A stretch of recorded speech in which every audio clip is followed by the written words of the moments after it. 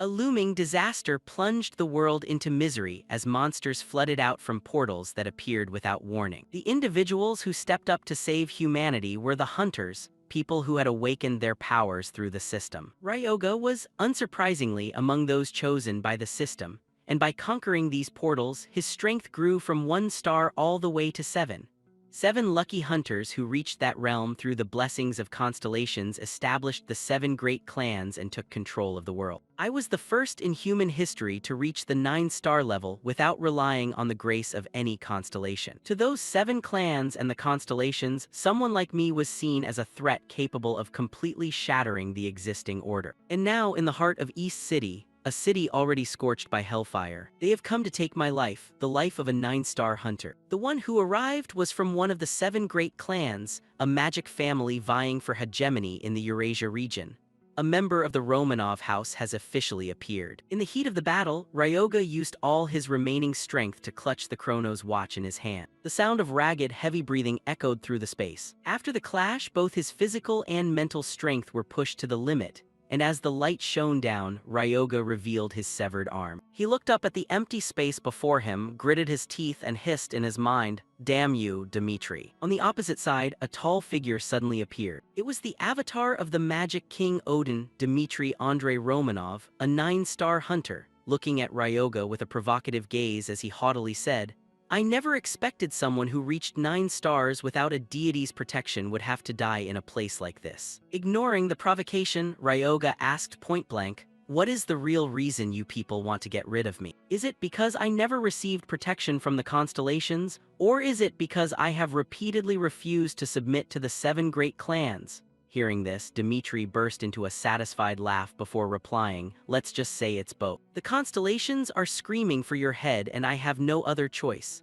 If everyone could become as strong as you on their own, what point would the constellations even have? Someone bearing the title of Underworld King, possessing power rivaling the 7 great clans and the divine blessings of gods through pure personal effort alone, is a threat.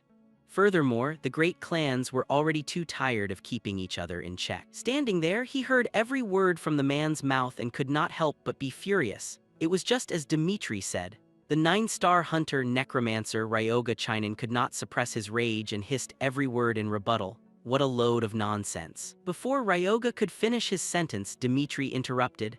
"As a necromancer, you are going against the laws of nature. By controlling corpses, you have trampled on the order of this world. In the battle between 9-star hunters, the power from the constellations determines the winner. But because you chose this filthy power, defying life and death, you have been rejected by the stars. That is the fundamental difference between you and me." Struggling to stand, Ryoga gave a faint smirk. "Are you being arrogant just because of Odin's protection? Do you want to know why I've been standing here listening to you ramble? I'll show you right now." Finishing his words, Ryoga swung his hand to summon a magic spell. Instantly, the motionless bones on the ground began to twitch, and a loud rustling sound echoed out. It was Ryoga's technique, black magic rebirth, zodiac art, the ultimate technique of the dead. Watching the army of white bones lining up behind him, Dmitri exclaimed in shock, "An ultimate skill maintained by souls. Ah, I never thought you'd still have that much energy left. Then I'll return the favor with my strongest magic.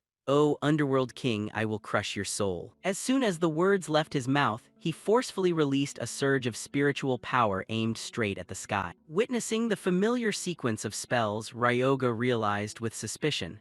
Is he going to activate the Eye of Odin? The undead skill won't hold up against that. Just as he suspected, a flaming red eyeball suddenly appeared above, casting a dazzling light that blinded the corner of the sky. This was one of the sealing techniques, Odin's Eye, the supreme magic of the Red Demon Lord. Having just finished setting up, Odin's eye blinked fast as lightning, then launched a powerful stream of spiritual energy, attacking toward Ryoga. At the very moment of life and death, he suddenly smirked with a satisfied grin. "I'm going to die anyway, might as well bet it all on this." The provocative act caught Dmitri's eye, causing him to scream in a frenzy. "Did you just smile?" Ignoring Dmitri, who stood there staring in confusion, Ryoga quickly raised the Chronos watch, perfectly absorbing the full force of his opponent's attack. The system screen immediately showed a notification about an artifact capable of interfering with the flow of time. The Chronos pocket watch had identified the power of a constellation. The constellation's power had infiltrated the Chronos watch. Condition for activation complete. Player Ryoga Chinen is beginning the process of revering back to the past. Time was being rewound from the beginning. Ryoga thought to himself with interest. The requirements to activate the Chronos watch are that the owner must reach 9 stars and feed the artifact power from a constellation entity. If I don't have a blessing myself, I just need to borrow his power for a bit, and that's it. Right at that moment, a massive explosion erupted, its power causing the surrounding space to shake violently. Witnessing the scene, Dmitri stammered in disbelief. "What the hell did you do, you underworld king?" Clenching the watch in his hand, Ryoga answered in a loud voice, "That Odin power you're so proud of, I'll make good use of it. You and the rest of the 7 great clans, I will definitely crush you all in my next life." As soon as he finished, a loud bong echoed out, and the hand of the Chronos watch gradually turned back to the limit point, and the power within it burst out violently. After the silence of the time stream, a moment later, Ryoga slowly opened his eyes. There was no chaotic battlefield, just a smooth, white ceiling. He panicked and sat up, his face clearly showing signs of distress. Ryoga's complexion suddenly turned pale, his arm instinctively reaching up to clutch his chest. Only then did he manage to scan the room in front of him. "This place is clearly the old house where I used to live. Could it be that I actually succeeded? That bastard dared to kill me for such a ridiculous reason. Just you wait." Right at this moment, the system screen displayed a notification. The Chronos pocket watch is damaged. This is a divine-grade artifact with 110 durability. It is a treasure left through countless dimensions by an ancient constellation that governs time, and 2 of them cannot coexist in the same world. At this cost, time cannot be reversed again at this point in time. Receiving the information, Ryoga involuntarily chuckled to himself. "I didn't expect it to still work without the power from a constellation contract. I've won this gamble. 23 years have passed. This is the moment right after I left the orphanage." The screen jumped to a new notification. Player Ryoga Chinen has been chosen by the system. Base your decision on your natural talents and personal characteristics to choose a suitable profession. Player Ryoga Chinen, you are chosen by the system. Based on your available stats, please decide on your profession. 1-star level with stats: Strength 7, Speed 6, Vitality 7, Endurance 5, Mana 110. Innate steady mind, your heart will never waver in any situation, helping you resist all mental attacks. Please choose a profession. There are 3 choices based on your aptitudes: warrior, mage, or priest. After a long period of contemplation, Ryoga weighed his options carefully. It seems like at the start there are only the most basic classes. In my past life, I chose the magic path without thinking too much. However, this time there is no need to rush into a decision. This time I will become even more powerful and ensure my own survival. At the very last minute, I will fully exploit all the valuable information that a 9-star hunter once held. Thinking is doing, so he quickly moved to the Natsuhabara Hunter Market and stepped into the item shop. Upon seeing him, the clerk smiled and greeted him. "Welcome, dear customer. Here we have swords imported from the Magic Corporation, as well as weapons crafted from materials newly mined from the towers."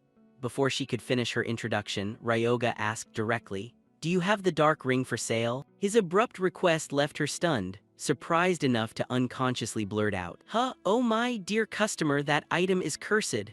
Even though the staff had warned him, Ryoga remained firm. "I know that perfectly well. What is its price?" A while later, he left the shop satisfied, walking leisurely down the hallway. Ryoga recalled the moment just now. The clerk had looked serious and warned him, "The shop will not take any responsibility for losses after the transaction is complete.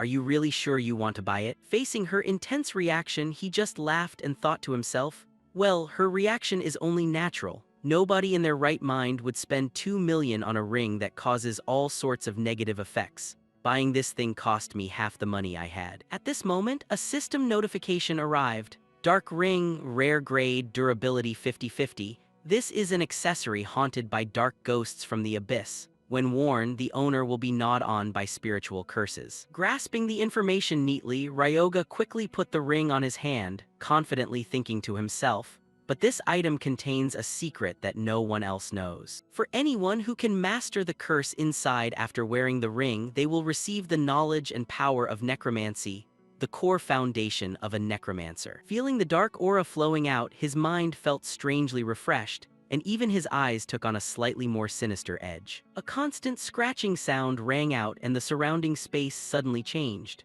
Before Ryoga's eyes was now an endless gray sky as if it wanted to crush his small figure. Sensing the anomaly, Ryoga waited nervously. The curse targeted at him rang out and that familiar hoarse voice spoke up again. "You monster, you who control rotting flesh. Do you truly believe you can defeat me without the help of the constellations? You don't understand that without divine grace, you can't even hurt me. Someone using black arts, abandoned by the stars like you. Even if you return to the past for a rematch, the result is that you will never be able to defeat me." Faced with the verbal barrage and the aggressive attack from Dmitri, Ryoga did not flinch. He gave a small smirk, completely dismissing him. A notification arrived. Mental interference has been blocked. Steady mind activated, completely immune. You have passed the trial of the Shadow Ring. The power of the Necromancer hidden in the ring has awakened. Everything went exactly as he had calculated, making him gleefully shout, "The secret to lifting the ring's curse is not to resist. It was by holding that secret that I became the world's first necromancer. You think I lack the strength to face the 7 great clans if I lack the blessings of the constellations?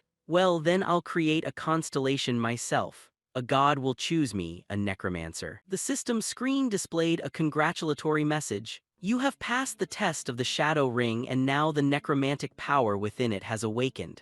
The item's rank has been upgraded from rare to legendary." Tightening the ring in his hand, Ryoga nodded with satisfaction. "All right, let's start." Thinking is doing, he quickly clicked to select his class on the screen when the system requested. "Please make a career choice. There are 4 paths based on your special aptitude: warrior, mage, necromancer, or priest." This time, as expected, Ryoga chose to become a necromancer, a class that uses corpses and souls as mediums to exert power. Standing in front of the screen, he carefully read every line of information displayed with great excitement. Reward for choosing the first profession: obtain the trait Guide of Death, and mana is converted into spiritual power. With the Guide of Death skill, spiritual power consumption will be reduced by 20% when summoning or maintaining magic. Reading this far, Ryoga clicked his tongue. That is quite a decent start. Pausing for a moment, he muttered, "But currently I can only use 2 skills." The system screen immediately jumped to information about the 2 skills. Zombie Summon Level 1. Control magic that requires the user to be a necromancer or possess the necromancy trait. Bone Control Level 1. Used to channel energy into bones, controlling them at will. Reading the familiar lines again, he couldn't help but feel a twinge of regret. It seems that because I reverse time, my level has to start from square one. Despite the reset, this didn't pose a problem for Ryoga. He stood there constantly thinking about the necromantic knowledge the ring had injected into his brain. Although he could use the skills, he still hadn't overcome the limits on level and star count that the system had set. "I can get up to 7 stars if I follow the system's rules. However, to reach the supreme 9-star realm, conventional methods won't work. Becoming a necromancer this early is good, but that's not enough." Ryoga clenched his fist. "Dmitri, I need to find a constellation protector so I can defeat him." The intention he just had was immediately implemented. He dashed toward the Temple of Cronus. At this time, countless tourists had surrounded the place. Just stepping foot there, Ryoga quickly recalled the legendary Battle of the Gods. The ancient gods had lost their luster after being defeated by Zeus and the Olympian gods, while a few others still existed as Titan constellations accepting Olympus's dominance, such as the sun god Helios. Thinking of this, he paused, silently observing the empty space in front of him for a long time. Ryoga lowered his gaze to the cracked Cronus watch in his hand and thought, "The true owner of this watch is in a completely different position. Now shall we go meet a fallen god?" He raised the Cronus watch high, then suddenly slammed it onto the table in front of him decisively. Just as it was about to shatter, the light inside suddenly flared violently. The surrounding space suddenly shook as if being crushed by an invisible force. After a few minutes of instability, everything finally quieted down. But on the contrary, Ryoga's heart surged with unexpected excitement when a low voice rang out. "Who is there?" Ryoga jumped slightly, quickly turning his gaze toward the direction the sound came from. A roar of anger echoed. "What bastard dares to act so disrespectfully before me?" Facing the god's rage, Ryoga was not only unafraid but openly stood there with a very interested smirk. He proudly called out, "Nice to meet you, the deposed king of the Titans, Cronus." Looking at the small figure in front, Cronus paused, his eyes looking at Ryoga with suspicion. The watch in his hand suddenly flashed, catching his attention. Realizing the situation, Cronus asked in a low voice, "Hey kid, are you the one who reversed the flow of time?" Ryoga shrugged slightly, answering obviously, "Just as you can see." Cronus scanned him from head to toe and asked excitedly, "To be able to successfully regress, you must have been a big shot in the human world, right? But what is your goal in waking me up?" Not rushing to answer, Ryoga stood still, intently watching Cronus and thinking. Cronus, father of the supreme Zeus of Olympus, the god who once swallowed his children because of a prophecy that the Titans would be destroyed. But after losing everything to Olympus, now he is just a forgotten name. The fire of hatred to take revenge on Olympus must still be smoldering in his chest. Grasping his intention, Ryoga forcefully tempted him. "Don't you want to carry out your revenge?" The direct question made Cronus freeze. He was so surprised he stammered, "What did you just say?" Riding the momentum, Ryoga quickly made the offer. "If you agree to become my guardian constellation, I will help you fulfill that wish." The words spoken made Cronus laugh, his tone full of disdain. "A lowly human wanting to dip his hands into my revenge? You, someone who doesn't even have a bit of Olympus's power, dare to tell me to submit?" Facing the blatant mockery, Ryoga said nothing more, only tightening his grip on the watch. With all his might, he retorted bluntly, "You can verify it yourself. I reached 9 stars without any blessing, and Zeus is also on my list of people to settle the score with." Speaking of this, the resentment of those days flooded back, causing Ryoga to clench his fists. Not just the Romanov house, but the entire 7 great clans that stood by watching were his enemies. He directly made the proposal. "If I destroy the clans worshipping the Olympian gods as guardians, the influence of the Olympian gods on this earth will vanish into thin air."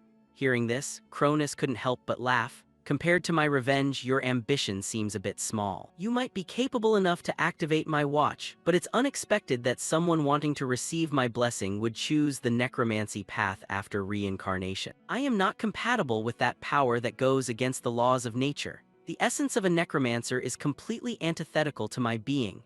Understanding his concern, Ryoga immediately stated the calculation he had made beforehand. "As the god of time, that is true, but if you were the god of agriculture, it would be a different story. Depending on their power, constellations sign guardian contracts with hunters who have similarities in origin and essence. Cronus, the god who governs both the harvest and time. The scythe, the symbol of the harvest, is also the image of death. Harvest and death share the same essence, the cycle of life and rebirth, or in other words, challenging destiny." But as the words finished, Cronus suddenly exploded in anger. He screamed in fury, "I can't believe you would dare to equate the essence of death with me. Don't be too arrogant, you little human." The terrifying power from Cronus's rage caused the already desolate space to shake violently. Ryoga immediately panicked and frantically tried to appease him. "Now is not the time for you to be saying things like that. Do you intend to live out the rest of your life in a state of losing all your power and fame? If you are willing to bow down to the Olympian gods, then go ahead. But I came here believing you would choose revenge, even if it means changing your very essence. Join me in restoring your power, and we will topple Mount Olympus." Despite his tough exterior, Ryoga was inwardly stressed to the point of exploding. "I have no way out now. If this fails, I'll be at a dead end." A long time later, Cronus finally ceased his rage and suddenly smirked with interest. He nodded and spoke, his voice softening a bit. "You are right. I have never given up on my intention for revenge for even a second, so I will test to see if you are qualified to become a tool for my vengeance. Turning an agricultural god into an entity that defies divine fate. HMPH, do you know that revering my nature will be accompanied by excruciating pain? If you can endure this pain, I will officially become your guardian constellation." As soon as he finished, Cronus's power instantly flared violently, causing the whole room to tremble. Too sudden, Ryoga screamed in confusion. "Wait, why is everything happening so abruptly?" Ignoring him as he stood there dazed, Cronus quickly cast a spell. "I appoint you as my representative, as my saint." Hearing this, Ryoga couldn't believe his ears, standing still as a statue, surprised to the point of being speechless. "What? A saint? A saint will receive power in the capacity of being a representative of a constellation. The opposing energies of the necromancer's dark attribute and the saint's divine power are clashing violently within his body. If I pass out now, I'll lose every chance of gaining a constellation's protection." Cronus remains silent, intently observing every reaction from Ryoga, whose body feels like it's on the verge of collapse due to the internal conflict of spiritual energy. Yet Ryoga continues to grit his teeth and endure. A few hours later, a familiar figure strolls nonchalantly out of the shrine gate. The composed, upright aura he carries now is a far cry from the struggle he endured while facing Cronus's challenge. Upon returning to Japan, he cannot suppress his excitement and exclaims, "As expected, Japan is still the best place to be." Surprisingly, Cronus appears right beside him, clicking his tongue in wonder. Well, has this world truly changed this much? The flow of time is truly something both magnificent and cruel. Don't you think so? The Pact explains this sudden appearance as a new system notification flashes. A new constellation has risen in the Temple of the Gods. The Reaper, the giant who challenged the heavens. Looking at the arrogant demeanor of the god, Ryoga can't help but think helplessly, "You keep acting all high and mighty when you can't even grant me a single blessing right now," before prompting, "Anyway, you've said quite enough already." Turning away, Ryoga is still deep in thought, wondering how Cronus could look so smug even though he has regained his status as a constellation without having any followers to restore his strength or blessing. "I'm basically forcing him into the Death Saint mold based on the general concept of his return as a constellation. Since he lacks feats of defying the heavens, we need to start building them now to restore his power." Ignoring Ryoga's skeptical look, Cronus lets his emotions run wild after his rebirth. "I can't help but be moved. Since I went through the trouble of turning you into a saint, you'd better start spreading my reputation from now on, got it?"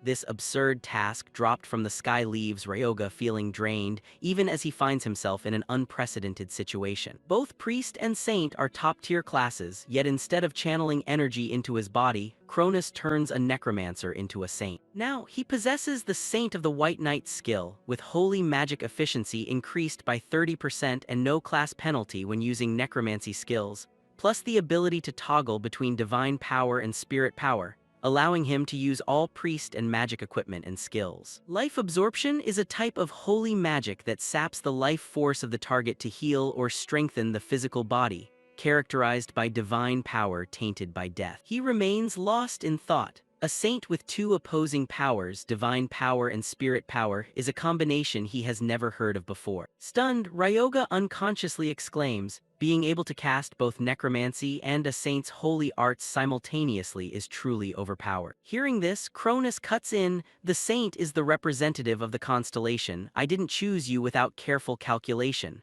Ryoga laughs, asking, "Oh, so everything was part of your plan from the beginning." Preening at the praise, Cronus boasts, "I was once the king of gods after all." As they chat happily, Ryoga suddenly stops, deep in thought. He expresses his interest, saying, "Around this time, finding an old gate would be the best option." Instantly, an image of an ancient garden appears in Ryoga's mind, the ideal location to test out these new powers. At the staging area, the spatial gate leading to the training zone has been activated.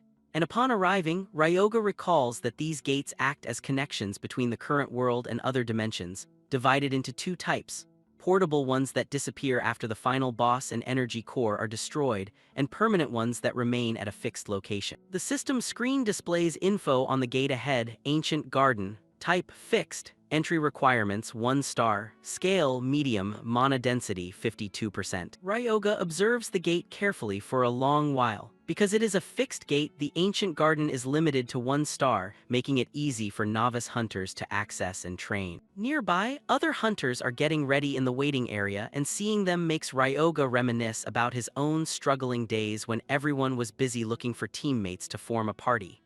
"I used to be like that, too." Lost in memory, he is startled when someone calls out to him, "Hey kid, if you're going solo, do you want to join our group?" Facing the kind invitation from Yuma's group, Ryoga decisively turns away and indifferently refuses, "Thanks, but I'm fine." Hearing this, Yuma looks slightly embarrassed but politely replies, "Ah, I understand." Still, he can't help but worry. He looks like such a newbie. Is it really safe for him to go alone? Yuka, standing next to him, snaps, "Why are you worrying for nothing? He was the one who refused, no need to overthink it." On his side, Ryoga focuses on his own goal, excitedly whispering, "With this difficulty level, I can handle everything myself. Now's the time to test my new abilities." A few minutes later, as he enters the inner dimension, the system announces, you have officially entered the ancient garden. Thoroughly familiar with the place, Ryoga strolls around, noticing the strange silence and murmuring, "It's too quiet in here." According to the usual script, something should have jumped out to attack me by now. I guess the first prey is. Before he can finish, a skinny monster lunges at him from behind. Its fierce appearance makes Ryoga even more smug.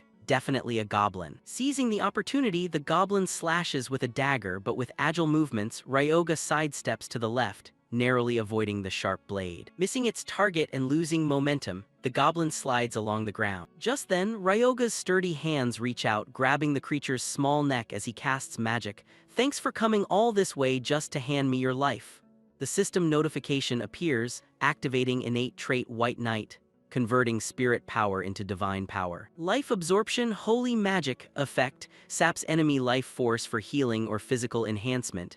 Attribute, divine power with the breath of death. As the spell activates, Ryoga quickly notes, the feeling of using divine power compared to spirit power is actually quite similar. As he speaks, he tightens his grip, leaving the goblin trembling in pain and despair. In the blink of an eye, the life force is drained from the monster's body into Ryoga. As the goblin's body hits the ground, the system displays, "You have drained the life force of the goblin. Your base stats have increased." Ryoga clearly feels the change in his body, speed plus 0.1, strength plus 0.1. He exclaims happily, "Unbelievable, do my stats increase just by finishing them off with this skill?" If every level up grants 5 potential points, then defeating 25 goblins is basically like gaining a whole level. Seeing Ryoga's shining eyes, Cronus appears from behind, smugly saying, "Contractor, are you satisfied with this gift?" Ryoga nods in satisfaction. "Yes, this is truly wonderful." Receiving praise for the first time, Cronus excitedly shouts, "Sing my praises, adore my greatness."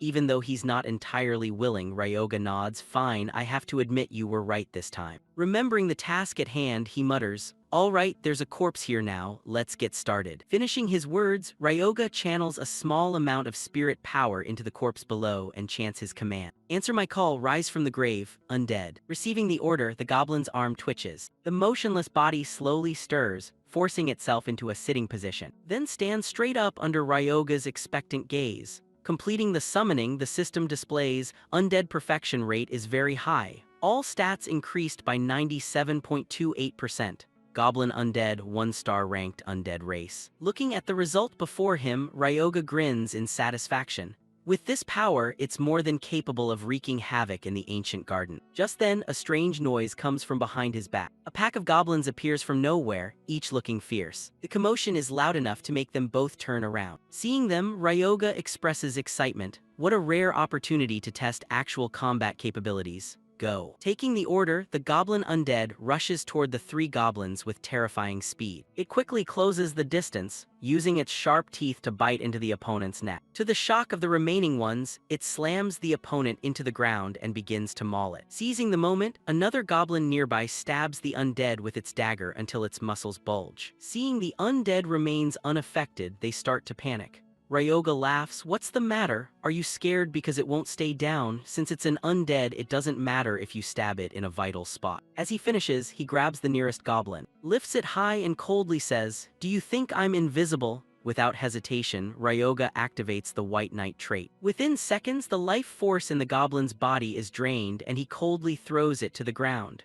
Watching the scene, the last goblin trembles in despair. It turns its gaze toward the undead. Not disappointing, the undead rushes forward, opening its wide mouth to pounce on the opponent. Catching the opportunity, Ryoga activates life absorption. "Let's see if I can steal life force from something already dead." Oh, this skill still works on corpses. The compatibility is truly high. If so, then it's time to pick up the pace. More goblins keep pouring in, making Ryoga excitedly think. Necromancer hunters always have a saying, "As long as you take down the first one, the battle is half won." Finishing his thought, Ryoga stands aside, casually releasing a stream of spirit power, turning the recently defeated corpses into a series of undead. He shouts, "Hear my command." The system notifies, "Summon undead skill used." At this stage, Ryoga murmurs with satisfaction, "Creating the first undead is always the hardest challenge. Once you've passed that mark, everything else goes much smoother." Watching his growing undead army, Ryoga smirks, smugly saying, this is the feeling. Being a necromancer is truly the best of the best. The undead and the goblins begin to clash, and due to the difference in physical structure, the undead quickly gain the upper hand. Even as the goblins stab through their bodies, they feel no pain. Black blood pours from the wounds, but the undead stand as firm as rocks. The goblins are terrified and begin to retreat. But it's too late. The undead quickly counterattack, pinning them down and mauling them until they bleed. Standing aside and watching the fight, Cronus coolly reminds him,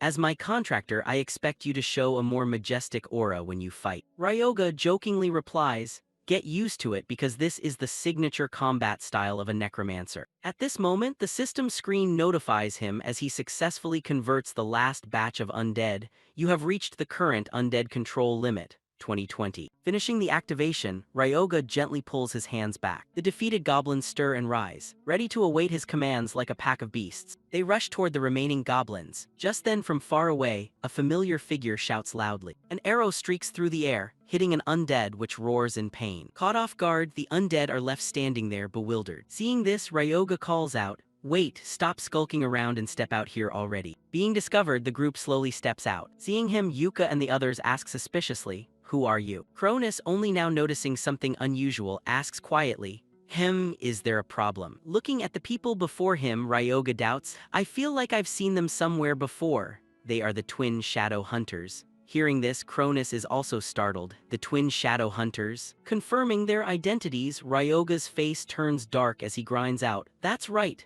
These are the very people who tried to assassinate me in my past life." It is indeed the pair of hunters Yuma and Yuka Rendo, famous by the nickname Twin Shadows. They are twin siblings who are incredibly well known in the hunter world. Ryoga rubs his chin, thinking amusedly, "In my previous life, dealing with these two was quite a hassle. Looking at them now, they don't seem like anything to worry about." He curiously observes the two, thinking, "Maybe it's because they're both still stuck at the 1-star level. Besides, I remember there were only 2 of them. Why is there a third person now?" Cronus suggests seriously, "Why don't we take this chance to nip these future enemies in the bud?" Ryoga mentally objects. "Forget it, they were just acting on an assassination contract. We don't have any deep personal grudge." Suddenly, Yuma asks, "Is that undead monster under your control?" The question reminds our protagonist that at this point in time, necromancers are not yet widely known. Ryoga nods to confirm, "Exactly, that's my summoned creature." His eyes look down at the red jewel glowing inside the goblin undead, thinking, "It helps us a lot with carrying miscellaneous items. Besides, most people become hunters just to make money anyway." Turning to them, he offers, "Hey, do you want to collaborate on a job with me?" Yuma is surprised. "What? Why are you suddenly suggesting that?" Ryoga confidentially proposes the deal.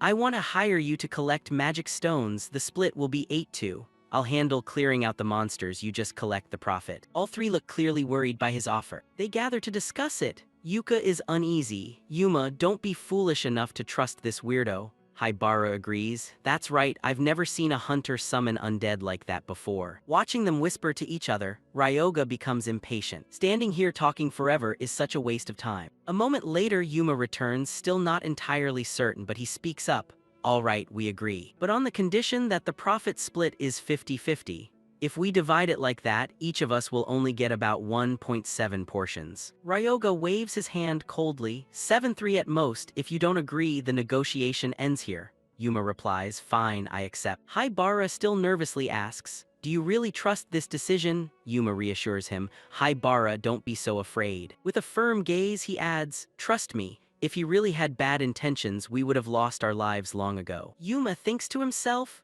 "Look at him, he walked into the gate without carrying any weapons and he exudes absolute confidence. I'm sure that if we follow him, we'll earn much more than usual." Not long after, a tired sigh echoes through the woods. "I can't go any further." Haibara lies flat on the ground, begging, "Please let me rest for a while." Yuka leans against a tree, panting, "I've reached my limit too." Yuma, having just placed the last red jewel onto the pile of magic stones at his feet, turns around and mutters, "I knew from the start he wasn't an ordinary person, but this has truly exceeded my imagination." Ryoga drops the goblin he was holding, saying contentedly, "Look at that. There's a pile of monster corpses we can exchange for money lying right there. He hesitatingly suggests, so, can we take a short break now? Beside him, the goblin undead that Ryoga summoned is still hard at work grabbing more prey. He glances at the two goblins below. There are still plenty more on this side. Turning back to Yuma with a bright smile, he explains, I don't mean to rush you, so please take your time. The three see Ryoga's enthusiastic expression and can't help but look pale, thinking to themselves, unbelievable, he's definitely not a normal human. Looking at the goblins scattered on the ground, Ryoga says, it seems like everything around here has been cleaned up relatively well. He looks at the system screen and plans, now is the time for me to check my stats. Ryoga's stats, strength, 7 right arrow 13.1, speed, 6 right arrow 15.3, vitality 7 right arrow 10, endurance 5 right arrow 6.5, mana/divine power 10 right arrow 11.3. He smiles with satisfaction. Incredible! My total stat points increased by 21.2 in just 3 hours of clearing. With this growth rate, my current strength is on par with a level 4 hunter. The life absorption skill is truly far beyond expectations. He announces, my level has also successfully ranked up. Now shall we go and take out the boss of this area? The scenery suddenly changes. A goblin leader sitting above suddenly roars in anger. Another foolish human has wandered in here. Ryoga appears with a confident, ironic demeanor. Look at that scene, an idiotic goblin that keeps trying to act like the master of this domain. Hearing this, Yuka frowned and warned, that goblin leader is the one who rules this southern area. I think it's best if we don't provoke it too much. The goblin leader's eyes suddenly glowed, projecting authority as it commanded. Capture that human, force him to his knees, and drag him before me at once. The pack of goblins below received the order and swarmed forward in overwhelming numbers. Not letting them do as they pleased for too long, Ryoga issued an order to his undead goblins. Tear them to pieces until there's nothing left but bone fragments. Seeing one of his undead goblins get bitten on the arm, the monster immediately raised its remaining hand to counterattack. A powerful blow landed, spraying red blood everywhere. That attack sent the undead falling to the ground, reducing the total number of active summoned monsters to 1920. Seeing this, Ryoga calmly said, listen to my call. No sooner had he finished speaking than the hand of the undead goblin suddenly twitched. It slowly stood back up as if nothing had happened. The system notified 2020. Just after standing up, the undead quickly counterattacked the opposing side. As expected, it severed the opponent's arm in the blink of an eye. The three people watching the scene couldn't help but gape in awe. Yuma couldn't hide his shock and blurted out, what the hell is going on here? Even though he has the numbers advantage, but could it be that he's turning monster corpses into his minions? Suddenly, the goblin leader above stood up abruptly. It raised its bone scepter and chanted, Kim Malasalakara, then slammed the scepter onto the ground. Information about the bone scepter appeared. The totem of bravery has begun to empower the goblins. That action caused the goblins under its command to radiate a mysterious power. This act made the goblin leader even more smug, bragging, my totem will inflict debuffs on enemies and grant buffs to all allies. Witness this, the power of mighty goblin warriors. Hearing this, Ryoga chuckled sarcastically. What kind of gibberish are you muttering? The blunt words made the goblin leader's smug expression freeze, and the veins on its head began to bulge. It gritted its teeth and shouted angrily, a lowly human dares to touch my sacred totem. Suddenly, a large number of skull-adorned bone scepters appeared on the ground. The undead goblin quickly charged forward, attacking the newly appeared bone scepters. Watching the undead smashing the bone scepters, Ryoga spoke up, don't even dream that I'll let you do that. Seeing his intention anticipated by Ryoga, the goblin leader gripped the bone scepter in his hand uncomfortably. Ryoga laughed provocatively. What's wrong? You're feeling pretty helpless, aren't you? Suddenly, the bone scepter in the goblin leader's hand struck the ground again. The scepter glowed brightly in response to its plea.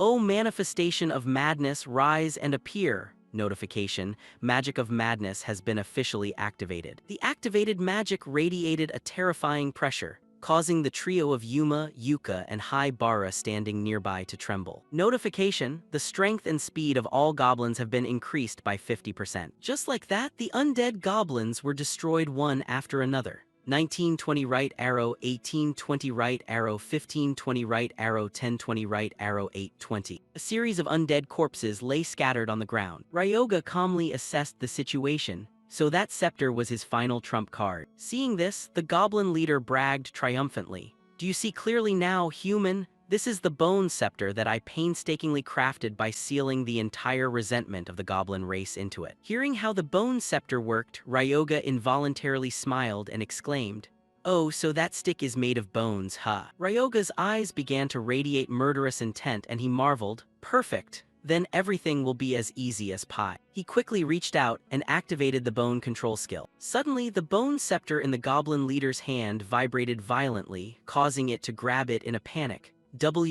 What the? But unfortunately, its strength was limited, and the scepter flew out of its hand. Ryoga quickly caught the bone scepter. Notification: the execution of the madness magic has been forcibly stopped. The goblin leader panicked and shouted, What kind of dirty trick did you just pull?" The system notified: the goblins have escaped the madness state. As an inevitable consequence, their strength and speed have severely decreased. Ryoga raised the bone scepter, laughed with interest, and taunted, "What are you panicking about? Go ahead and use that favorite spell of yours." The scepter in Ryoga's hand emitted a strange black smoke, and the system window immediately appeared, displaying information about his new skill. Skill: Bone Control Level 1, Magic Type, only for necromancers or those with the corresponding trait.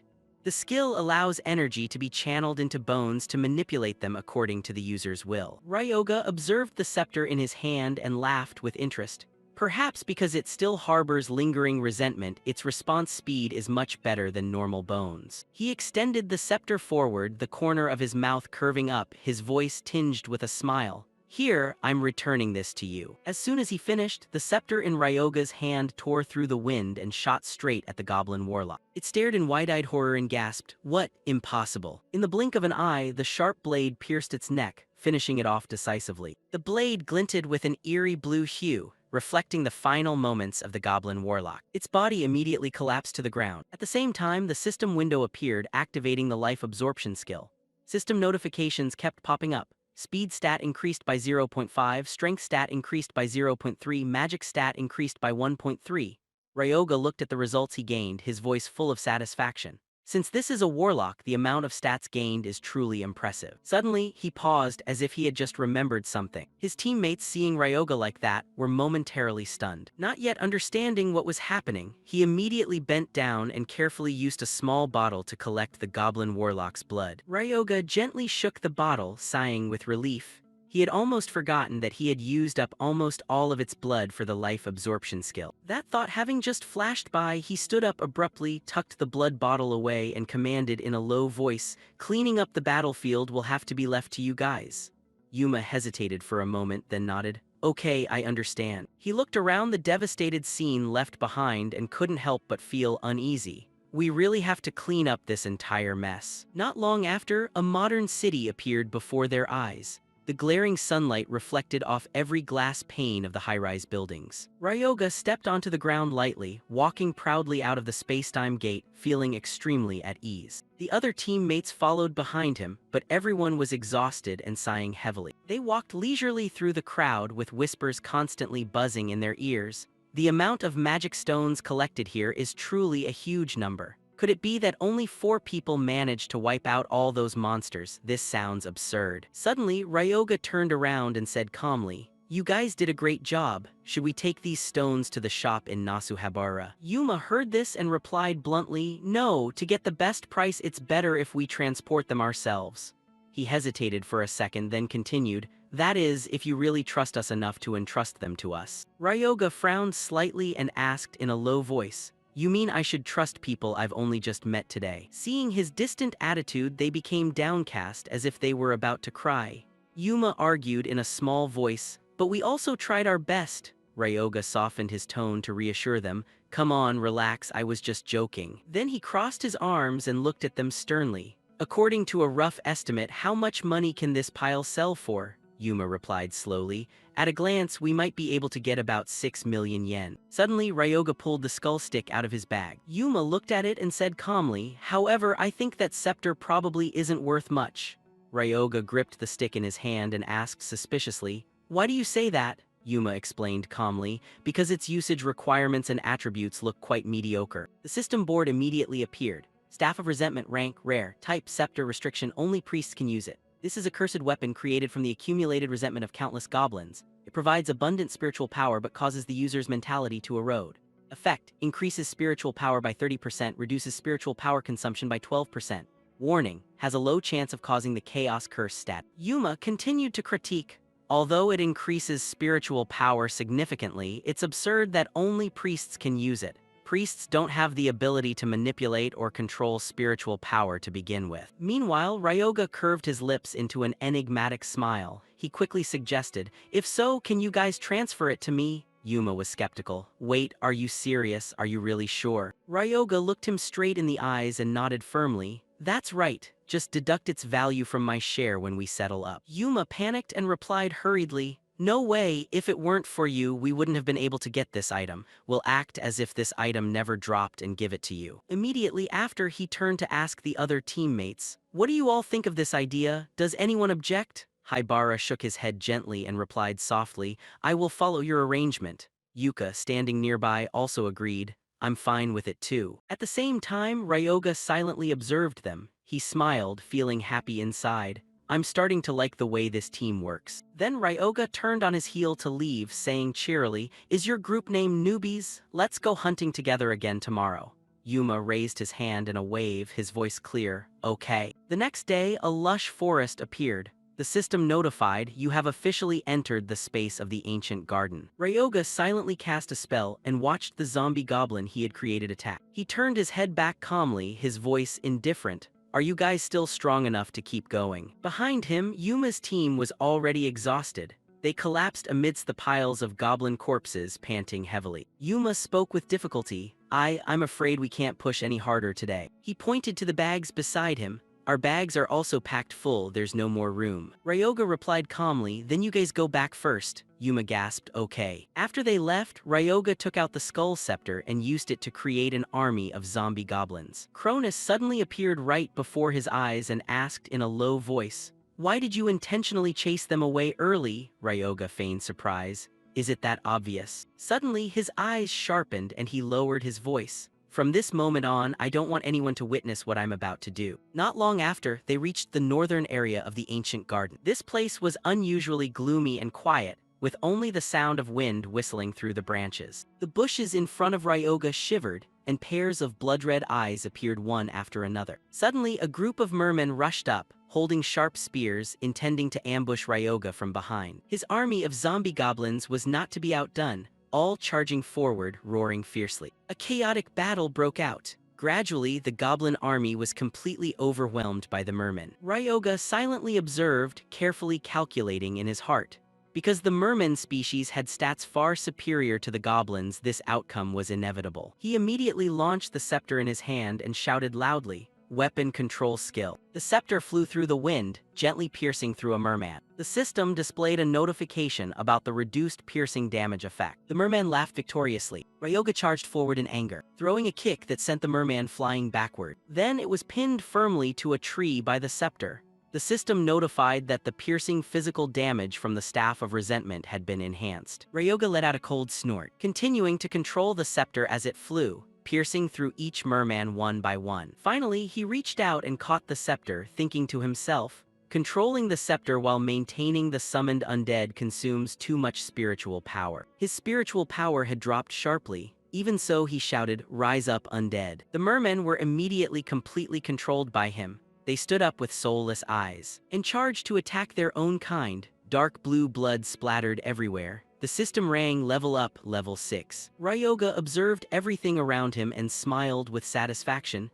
"Great, at this rate I'll be back in peak form in no time." He remembered Dmitry Andrei Romanov and shuddered with excitement. "Just you wait, you magic king, I'm coming to settle the score with you sooner than you think." The scene shifted to an ancient temple located deep in the forest. Ryoga followed Cronus's guidance and entered inside. Behind him was an army of zombie mermen. Ryoga took out a green heart and smiled with interest. Cronus was suspicious. "Hey contractor, what exactly are you calculating?" Ryoga didn't bother turning his head, his voice annoyed. "I need to concentrate, so be quiet for a moment." He dripped the goblin warlock's blood onto the dark green heart of the merman. As soon as the two types of blood touched, the heart immediately started beating again, and a powerful magical aura radiated all around. Ryoga excitedly watched, smiling wickedly. I'll be able to enter the hidden area, the one that people won't discover until many years later. As soon as he finished, the system voice rang out, "You have successfully decoded the hidden secret of the ancient garden, now relocating to the ancient arena." Before long, Ryoga and his army of zombie mermen were teleported to an ancient arena. System notified, "You have stepped into the ancient arena area." Ryoga stepped lightly on the cracked, dry ground, feeling blissful inside. Before his reincarnation, he had never found this place, but it finally appeared. Suddenly, a space-time door slowly opened. A giant foot of a monster stepped out from inside. Ryoga watched silently, anticipation rising in his heart. The system appeared, "Challenge, the limit of participants is 1. Please prove your courage and potential in this testing ground." Ryoga laughed excitedly, "It's here." He looked at the massive dragon man in front of him and rejoiced, "A brand new prey!" The system continued to notify, "A dragon man has revealed itself. Time limit, 10 minutes. You will receive a reward if you survive until time runs out." So that the stars of the Pantheon could select the most outstanding hunters, they entrusted the Dragon Legion to create the ancient trial zone. For the challenges organized here, the elite soldiers of the Dragon Legion were deployed. At this moment, the system screen quickly displayed a notification about the time limit, 10 minutes. If you are still alive when the time ends, the reward will be granted. Scanning the dragon man in front of him, Cronus cleared his throat and evaluated, "With your strength, you won't even last 10 seconds. I guess I'll have to start looking for a new saint." His mocking words made Ryoga feel severely disrespected. He thought angrily, "It won't come to that. Even if it belongs to the dragon race, it has likely been weakened to match the 1-star level. Even so, I don't think it'll be easy." Without a signal, the dragon man stomped its foot on the ground.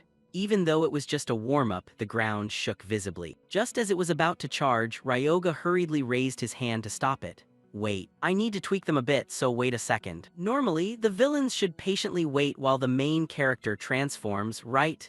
As soon as he finished, he quickly channeled more spiritual power into the plague zombies behind him. The internal power of the creatures was quickly enhanced, making their eyes flash with aggressive red veins. The system screen quickly updated the enhancement progress: plague corpses, blood, successful undead modification, converted to plague zombie. When using Undead Summon, if the conditions are met, they will be created as Plague Zombies. Watching the swift transformation of the Plague Zombies, Cronus stood to the side and couldn't help but marvel. "Oh, an improvised modification." Hearing this, Ryoga said triumphantly, "Anyway, before I was reincarnated, I was a savior summoner mage. All done, let's go." Hearing the signal to declare war, the Dragon Man immediately assumed a ready stance, excitement visible on its face. It stomped its feet to gain momentum. In less than 3 seconds, the Dragon Man lunged at Ryoga with the speed of a bullet. The plague zombies didn't stand still either. Following his orders, they quickly rushed to attack the opponent. Right above the Dragon Man's head, the plague zombies formed a tight, encircling barrier. Before it could react, they jumped in, raking and scratching. Right at the bite site, a flow of thick black slime immediately spread outward. Feeling the sharp, agonizing pain, the Dragon Man quickly counterattacked. It threw a powerful punch into the faces of the plague zombies, sending poison splattering everywhere. Looking at his hands covered in toxic slime, the Dragonkin wrinkles his nose in disgust. The system immediately updates the information: the liquid is level 12 toxic acid. Watching the Dragonkin fall into the trap, Ryoga smirks, thinking smugly, "I've converted all the strength stats of the frog people, which already doubled after becoming zombies, entirely into poison attributes. Their strength and agility stats have decreased, but in return, their toxins are now extremely lethal." Even though it is hit by the level 12 toxic acid, the Dragonkin remains unaffected due to its thick skin.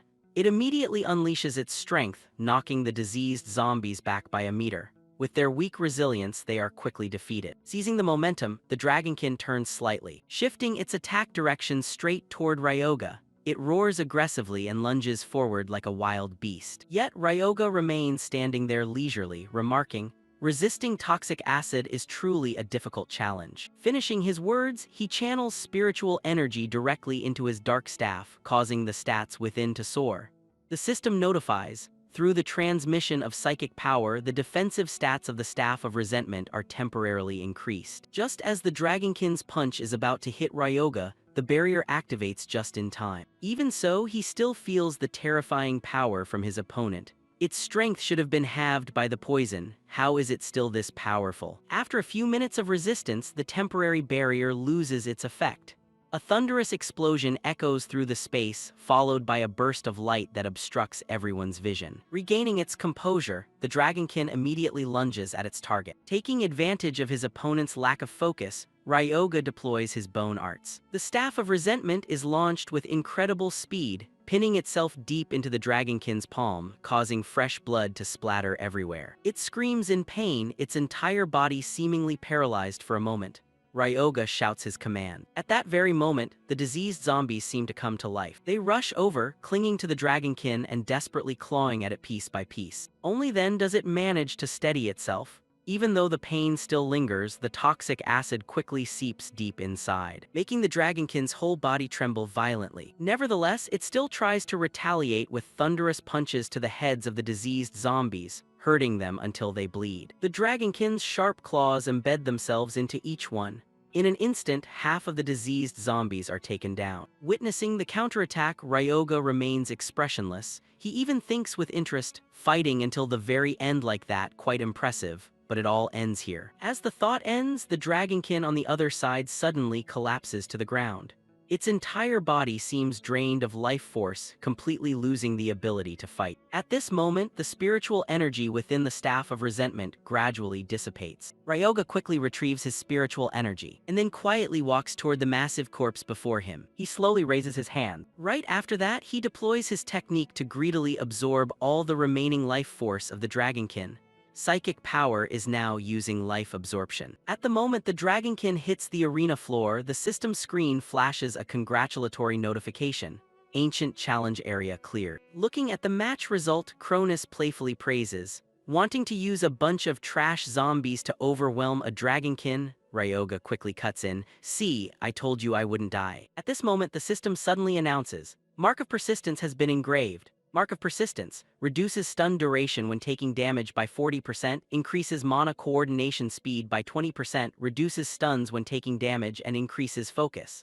Unlike blessings from constellations or support magic, this is a permanent buff, a top-tier mark. Ryoga is satisfied with the conquest reward and exclaims, "Heh, not bad." But the real reward is something else. The dragonkin's corpse is top-tier material for nourishing an undead. Thinking this, he quickly stores the entire dragonkin corpse away. Cronus asks with some confusion, "What do you intend to do with that corpse?" Ryoga doesn't rush to explain but replies vaguely, "There is no way I'm wasting this. I'm going to create an undead more powerful than the sum of the parts that compose it." Suddenly remembering something, he falls into deep thought. But to do that, I'll need alchemical tools. I wonder if that guy has opened up alchemy yet. Finishing his thought, Ryoga immediately rushes to Saitama Prefecture without hesitation. Following his memories, he quickly tracks down the location of the laboratory. Standing there and observing for a long while, Ryoga reminisces. From before the regression until now, nothing has changed at all. As soon as he speaks, a thunderous explosion erupts. The building in front of him immediately catches fire, causing the front door to be blown open. The sudden, familiar explosion makes him helplessly remark, "It seems some things will never change." From inside, a tall young man rushes out, coughing incessantly as he flees. Suddenly encountering each other, both are stunned for a long moment. Identifying the opponent, the corners of Ryoga's mouth curl up with interest. He thinks excitedly to himself, "Found him." The man who established the formula for the world's first mass-produced intermediate-grade pharmaceuticals and made a name for himself as Japan's one alchemist, great alchemist Shintani Renya. Without waiting for the other person to speak, Ryoga proactively initiates the introduction. "Hey, do you have a moment? It's a bit sudden." Renya asks blankly. "Ah, well, I don't mind, but may I ask who you are? This is my private laboratory after all." Ryoga introduces himself confidently. "I am Chinan Ryoga. I came here hoping you would allow me to use your alchemy equipment." Hearing this, Renya is caught off guard, standing there dumbfounded for a long while. Seeing this, Ryoga quickly explains, "You don't have to look so disgusted. If it were just borrowing, it wouldn't be beneficial for either side. Intermediate-grade healing potions, you're currently researching the formula for mass production, right?" The secret research is suddenly laid bare by Ryoga, leaving Renya stunned beyond words. "How did you know?" Without waiting for a response, Ryoga walks straight inside, not forgetting to add, "I'll help." Renya is startled and quickly asks, What are you trying to do?" A while later, when the situation has stabilized, Ryoga completes his part of the experiment. Looking at the finished product before him, Rinya's eyes light up. He is so moved that he cries out, "How could you stabilize a potion that was inherently extremely unstable, as if it were about to explode? How could you?" The series of excited expressions from his opponent amuses Ryoga, who thinks, well, it's only natural that you don't understand yet. After all, this is something you wouldn't have discovered for several more years. Sensing Rinya's curiosity, Ryoga offers, "Want to try it?" Receiving a nod, he immediately picks up a scalpel nearby and makes a deep cut on his wrist, to the surprise of the person across from him. After that, Ryoga grabs the test tube containing the freshly concocted liquid and pours it directly into the wound. A second later, the cut quickly closes up and vanishes as if there were never even a scratch. He excitedly holds up his glowing, smooth hand in front of Rinya. Immediately, Rinya's eyes gleam, his face showing extreme interest. As if he can't believe his own eyes, he quickly confirms, did it actually work? Just as his arm is about to touch the test tube, Ryoga quickly pulls it back, leaving Rinya's hand hanging in midair with a touch of regret. Holding the test tube out, Ryoga asks rapidly, "Curious about the formula?" Rinya nods repeatedly, "Yes, definitely." Seeing his opponent is hooked, Ryoga clears his throat to state his condition.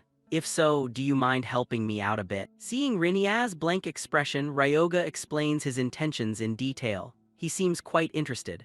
"I only came here to borrow some alchemical tools. Let's change the terms like this. Come work for me. I'll teach you the formula for concocting pharmaceuticals and countless other techniques. In exchange, the profit will be split 60-40. Naturally, I'll take the 60. Looking at Rinya's suppressed expressions, Ryoga can't help but think smugly, "He's basically caught in my net now." The room falls silent. Rinya keeps staring at the divine medicine before him as if looking for a reason to refuse, but everything is within Ryoga's calculations. "From now on, you will be my servant. No, my partner." A moment later, the black ring on his hand suddenly vibrates. A stream of spiritual energy wiggles out, revealing the corpse of the dragonkin, which no longer has a trace of life. Startled, Rinya suddenly asks, "What is that?" Ryoga calmly replies, I'm a summoner, so I'm turning it into a special kind of corpse. If you're so curious, then stop peeking at me and come give me a hand."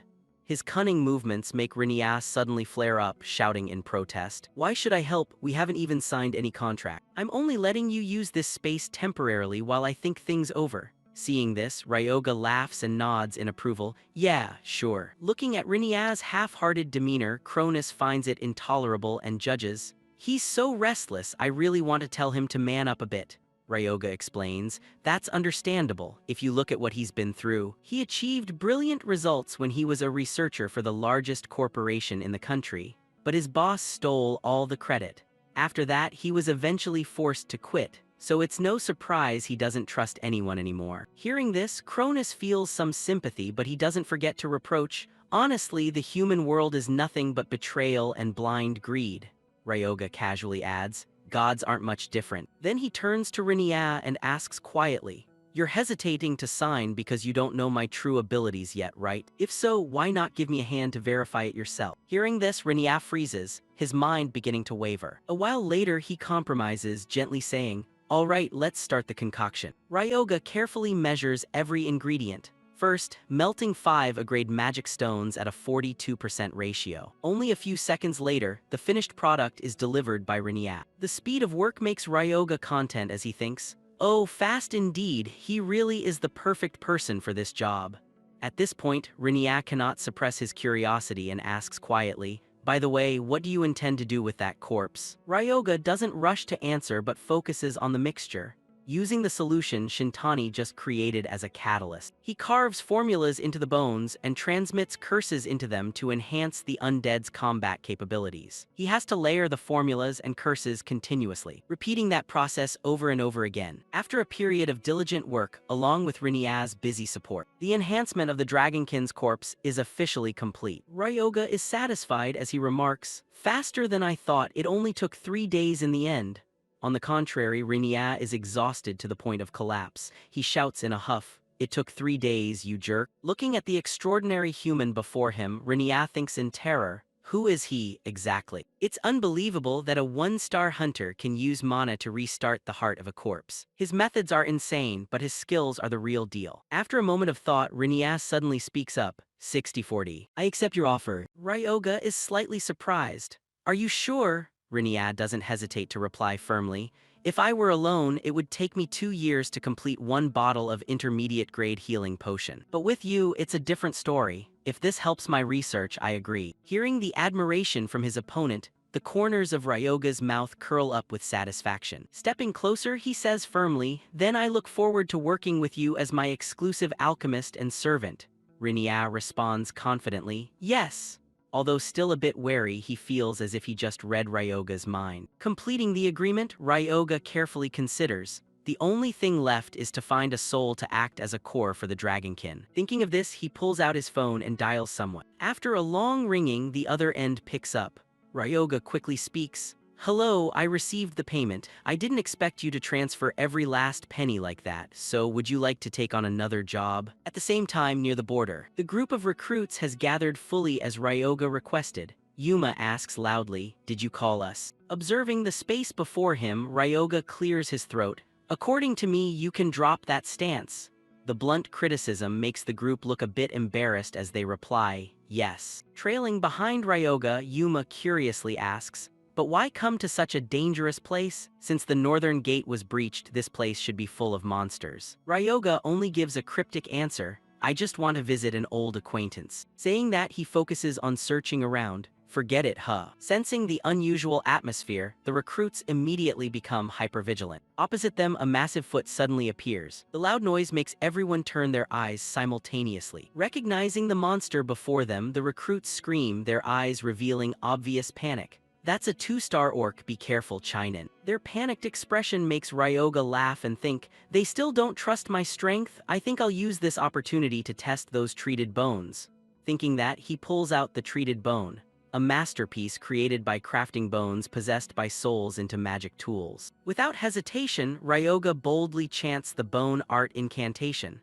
The bone in his hand suddenly launches, speeding toward the 2-star orc, causing it to unconsciously become alert. Right after that, it raises its spear high and aggressively throws it straight at Ryoga. The spear flies with a whistle, and the only thing heard in the space is the terrible sound of tearing wind. Facing the aggression of the 2-star orc, Ryoga doesn't flinch, instead nonchalantly clicking his tongue. So that's how it is. Too bad for you. Finishing his words, Ryoga flicks his hand, swinging the bone forward, perfectly knocking the spear's trajectory to the side. It continues to fly straight at the 2-star orc and slams into its shoulder, causing it to bleed. Ryoga smirks, I was aiming for the heart, you're tougher than I thought. Fighting the pain, the 2-star orc uses all its might to grab the handle of the bone and pull it out. It angrily tosses the bone aside even though the wound continues to leak blood, smelling like a fierce wild beast. The 2-star orc roars and angrily lunges at Ryoga. The system screen shows a warning. The battle continues. It clenches its hand into a fist and furiously punches forward. A thunderous explosion occurs, and the view is momentarily obscured. Hidden behind the smoke, Yuma suddenly rushes out, using his magic shield to block the opponent's attack perfectly.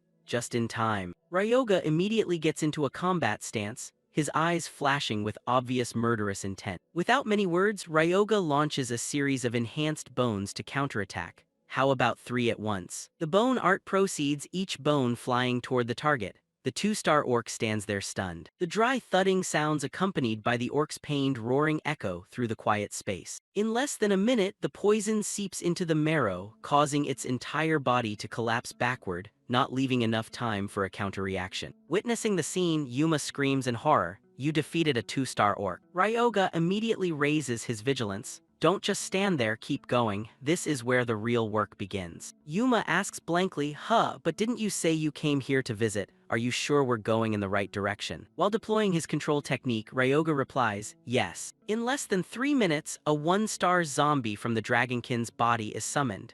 It obediently stands neatly behind Ryoga waiting for orders. He hesitatingly speaks, that person is in the orc village. Facing the blank stares of the recruits, Ryoga turns his head, his voice dropping low. Furthermore, we can earn some extra money over here. Isn't that pretty great, do you agree? Under his intimidating attitude, the group obediently trails behind him. As they enter the orc village, the atmosphere inside becomes strangely gloomy. Heavy thudding sounds ring out one after another. Orcs silently collapse to the ground as if swept away by something. Ryoga stands there, his gaze indifferent toward the orcs. Meanwhile, his strength and endurance keep increasing. Reaching the level up threshold, the system immediately displays a notification: you have leveled up to level 13. You have exceeded the stat absorption limit from a single race. You can no longer absorb stats from this race. Looking at the limit notification, Ryoga's mood sinks for a moment. He thinks to himself, well, it would have been strange if it were infinite forever. Ryoga looks up at the sunset before him, suddenly content as he speaks. Perhaps today is enough, let's set up camp. Before he even finishes speaking, the recruits on the other side quickly set up tents neatly and even sit around a campfire, eating their fragrant roasted meat nonchalantly. Looking at their glowing enjoyment, Ryoga smirks in praise. Well prepared. Haibara responds excitedly, well, it's already been 3 days. While enjoying a delicious dinner, Ryoga announces, my stats have increased quite a bit, so tomorrow we will head toward the village. The 3 rookies immediately replied in unison, understood, got it, roger that. A while later, when it was time to rest, the group cheered up significantly. Haibara grinned and said, tonight, the night watch is counting on you guys. Yuka added excitedly, see you later. Thus, the zombies obediently took turns standing guard throughout the night for the group, while the 3 rookies, exhausted from the day, quickly fell into a deep, sound sleep in less than 5 minutes. At the same time, near a nearby cliff, Ryoga sat alone watching the moon, deep in thought. He carefully considered, my level has increased. It seems like it's time to read the knowledge that has just been unlocked. After thinking this through, Ryoga immediately entered the library.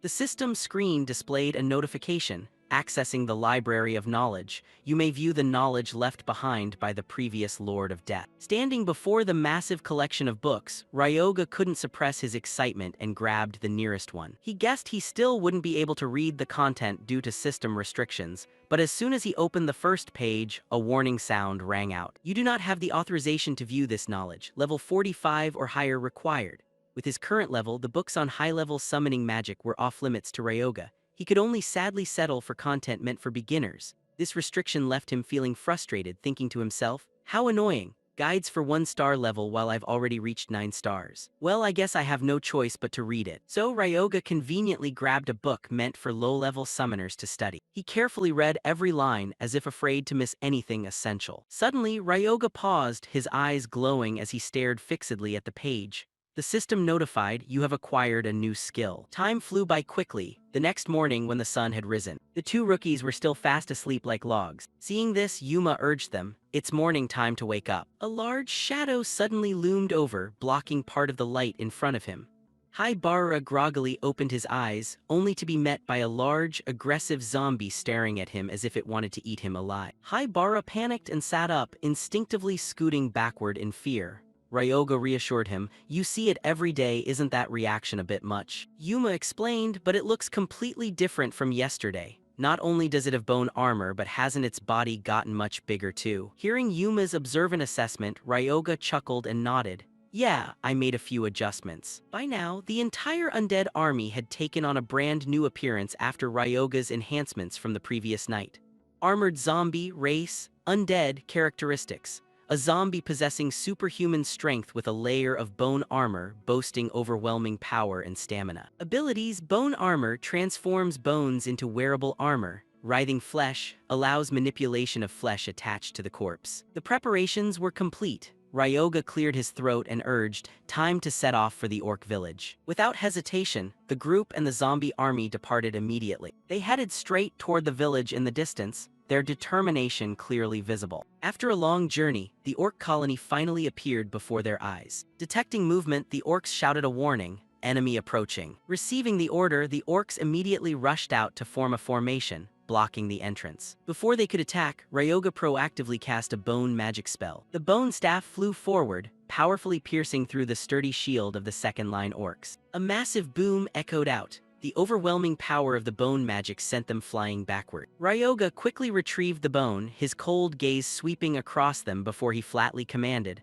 stop the noise. The air suddenly fell silent. The entire group of orcs stood there, silently digesting Ryoga's bold declaration of war. Unable to hold back his fury, the orc leader roared in anger, its entire body radiating an incredibly bizarre killing intent. It was their turn to counterattack, as each bow was drawn, aimed straight at the intruders. Following the order, shadow arrows were fired rapidly like a rain of arrows. The group of rookies didn't stand idly by. Yuma quickly activated his shield to block.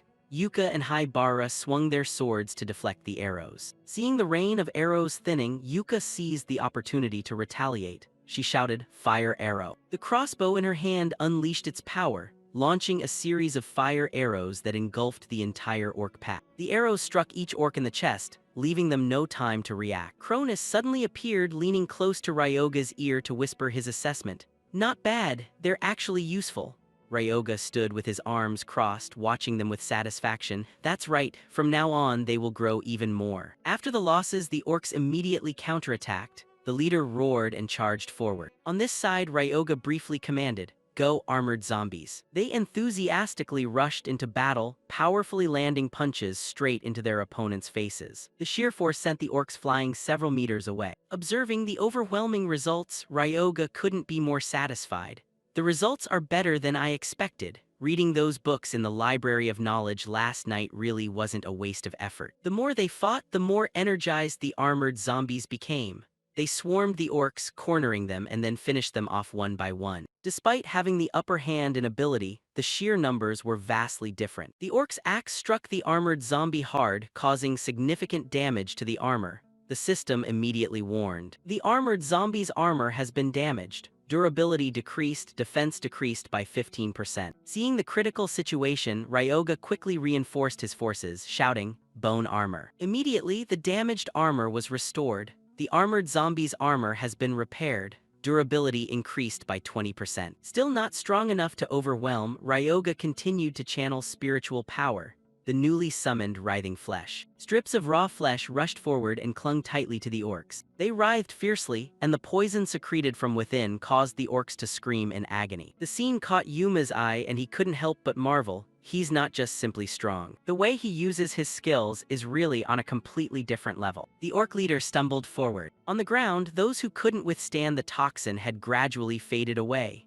Only the leader was still struggling. Suddenly it exploded with rage. Its clouded white eyes turned blood red and its muscles bulged. Its entire body radiated a bizarre killing intent. The system displayed a series of warnings. Berserk state activated. Warning, evolving into a special variant danger level. Looking at the ferocious presence of the monster in front of him, Ryoga was not only unafraid but excitedly cheered. "Heh, finally! Waiting is so tiresome." The monster let out a massive roar, and the axe in its hand aimed straight at Ryoga. He just smirked and replied, "Bone magic." From Ryoga's fingertips, a series of bones were unleashed. They repeatedly struck the monster's body. Specifically, one bone attack hit its weakness perfectly. The attack sent the zombie falling to its knees on the ground. It painfully tried to pull the bone out of its body. Unfortunately, Ryoga wasn't going to have it its way. Hey, I'm not letting you do that."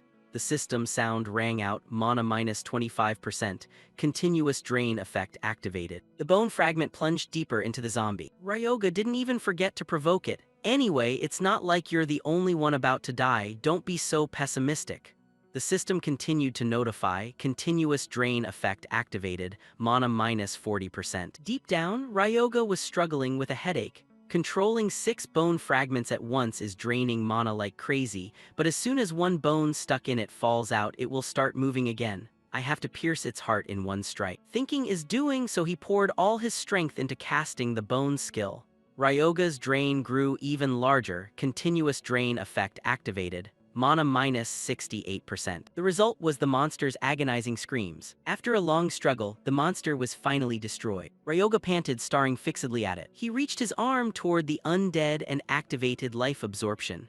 A powerful burst of energy was absorbed by Ryoga. Mana is recovering at 74%. A moment later, he was satisfied with this amount of recovery. Suddenly, there was a sound behind him. The remaining zombies panicked and shouted, "Run." He turned back. "You think I'll let you escape that easily?" The next second, Ryoga cast the writhing flesh skill. Just like that, they fell one by one. The zombies lay motionless on the spot, while the monster from earlier became the one to finish them off. Bright red blood splattered everywhere. Sunset gradually fell and the sky turned a deep orange. Now, only piles of zombie corpses remained on the battlefield. The rookies looked at the pile of dropped items, not knowing how much they were worth. But Ryoga wasn't interested in them and said, "This is what's truly valuable." The system quickly provided information. Blood axe, grade, rare, category, axe, durability, 666-666.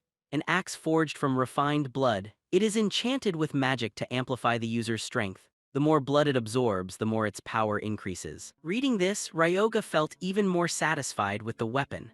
Wiping out that orc village really wasn't in vain. He handed the axe to Yuma. "Yuma, I'll leave this with you, keep the collected items safe." Yuma took it and assured, "Okay, we'll collect all the magic stones, you should get some rest." Ryoga turned and left while replying, "Yeah, I'm counting on you." After some time, Ryoga arrived at his destination. Before him stood a giant ancient tree. Found it. Ryoga looked up seriously and called out, "Come on out, let's have a chat." However, that withered tree did not respond at all. Ryoga sighed helplessly, his eyes burning with fire, his hand gripping the bone. If it's going to be like this. He didn't hesitate for a second and swung the bone stick straight into the tree trunk. Ryoga calmly observed the tree's movement, thinking, "Whether it's a star or a ghost, do I really need to be this harsh with all of them?" And indeed, inside the tree was a living creature. "Who are you?" Ryoga smirked, greeting happily, "It's a pleasure to meet you." He clearly knew the identity of that shadow, Sora Kashiwagi, the magic gladiator. He opened his mouth, his voice low, "How do you know my name?" Ryoga nonchalantly offered praise. "Why wouldn't I? You are the hero who guarded the front lines 35 years ago to stop the wave of monsters rushing south." In his mind, Ryoga was simultaneously remembering, before the regression, he had turned him into an undead and the two had fought side by side. So how could he forget? He added, "Japan exists to this day thanks to warriors like you. There is even a monument erected so that people will never forget that day." It was a story told to this day. A powerful figure who made a name for himself on the front lines in the early days of the catastrophe, Sora Kashiwagi. He was famous for the unique ability of a magic gladiator, possessing innate talent in both martial arts and magic. Kashiwagi was happy to hear the legends about himself. "So my death wasn't entirely in vain." Suddenly, Ryoga's mood dampened. "Of course, although not every name is remembered." He changed his attitude. "Was that your objective?" Ryoga's question made Kashiwagi widen his eyes. "Do you remember Naruhito Bakugo, the deputy guild leader of the Arajiri clan? In the past, there was a fire that burned the entire forest. Kashiwagi of that time kept shouting over the radio, requesting backup, requesting backup. He urgently provided information. There are still civilians trapped in the southern agricultural zone." His comrade at that time couldn't take it anymore. "Damn it, I can't hold them back any longer. Send backup now." The mechanical radio voice responded, "No reserve forces, cannot send backup." Kashiwagi stared in silence, then a series of questions echoed. "Did you intend to use us as bait from the very beginning? You lied that the south was still safe just to push us there, only so you could sneak out the north gate easily. Is that true?" The other side replied with a laugh. "Thanks to you, we bought enough time to gather the main force. We were able to withdraw through the north gate without any obstacles." Kashiwagi's voice grew colder. "You pushed us there knowing full well that civilians were still left behind, because you knew we would never leave them behind, right?" The voice slowly spoke, "Don't be so gloomy. Thanks to this, Arajiri will be known as the heroes who stopped the wave. Although obviously that glory only belongs to those of us who survive." Kashiwagi couldn't hear the rest. "If you live, you are a hero. If you die, it's just the end." Meanwhile, other civilians were struggling against the monsters. Fortunately, the people were rescued just in time. The zombie was sent flying far away. Kashiwagi turned his head and ordered the other warriors loudly, "Protect the civilians during the evacuation of the area." The comrades exclaimed in surprise, but at this moment he no longer cared about anything else. "Hurry, that's an order." Ending the flashback, Ryoga's voice sounded even. "Naruhito Bakugo, the one who pushed you to your death, became a hero. He calmly exposed the secret behind the curtain. Meanwhile, all records related to you had been deleted." Ryoga showed a regretful face. "What a tragedy. You were the one who sacrificed, yet someone else took all that glory. If it were me, I wouldn't be able to rest in peace. If it were me, I would rather rise from the dead just to collect this blood debt." Those words made Kashiwagi angry, asking directly, "Enough, what is your goal?" His rage made Ryoga smile. He suddenly made a proposal that made Kashiwagi stop. I will help you take revenge. Ryoga asked sincerely, how about you establish a contract with me and become an undead? Immediately after, the ring on Ryoga's hand glowed. He quickly took something out and said, I've already prepared a vessel for your soul to inhabit. Kashiwagi silently stared at the corpse. Then he slowly opened his mouth. In this condition, my desire for revenge has never cooled. I have no reason to refuse your offer. But I have one condition. He paused for a moment and continued, do whatever you want. But I will not harm the innocent. These words made Ryoga nostalgic. You give the exact same condition as before my regression, so your true heart really hasn't changed at all. Deep down, he had nothing but admiration for the soul before him, just as expected of a hero. Ryoga looked him straight in the eye, assuring, understood, I promise. Kashiwagi nodded seriously. Very well, I will become your undead. The mystical black of his form gradually turned red and white and then completely white. You have acquired ownership of the shackled soul, Sara Kashiwagi. Ryoga suddenly remembered his life before the regression. Previously, he had Kashiwagi inhabit a bone knight and pushed him to become an unprecedented hell knight. Even then, he sometimes wondered what would have happened if he had given him a stronger body from the very beginning. Back in the present, Cronus said with satisfaction, a true masterpiece. He slowly senses his new body, so that's how it is. That's why you enhanced this corpse beforehand. Did you plan this far ahead? The detailed information board appears. Mysterious ancient dragon, incomplete race, 4-star undead strength, 205 magic, 221 agility, 143 stamina, 176 endurance, 180 innate traits. Unique magic fighter, god slaying eyes S, immortal entity B, limit breaker B, tactical skill A, dark fighting spirit B, martial arts C, dark magic arrow D. Special note. This immortal entity can grow. As the soul develops, it will be able to unlock more latent power from this body. Ryoga looks at the information with overwhelming joy. Perfect!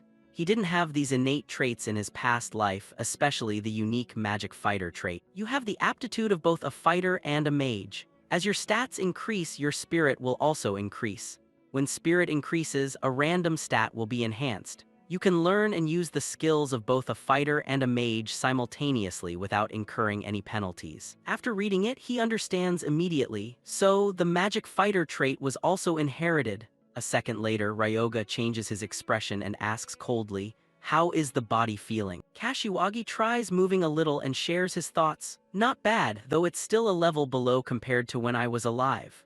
The system quickly introduces his new identity, undead creation, mysterious ancient dragon, incomplete. Ryoga ponders those lines. It turns out it's considered incomplete because he only copied the concept of an ancient dragon using curse formulas. However, he is satisfied with the present. After all, this is a much better starting point than last time. That's more than enough. A moment later, Ryoga turns to leave. Let's go, minion. The term minion makes Kashiwagi pout. Refusing to move, Ryoga turns back and asks what's wrong. He voices his thoughts. Personally, I don't really like the word minion. Ryoga wonders, then do you want me to call you by your real name? But Kashiwagi immediately refuses. I've already thrown that name away. Ryoga frowns, complaining, you're a bit of a nuisance, you know. He seriously considers in his mind. He used to be much quieter. Did his personality change too? Kashiwagi calmly replies, I want a name that makes others terrified the moment they hear it, but I can't think of any good ones. Ryoga offers a suggestion. What about Fafnir, the dragon from Norse mythology?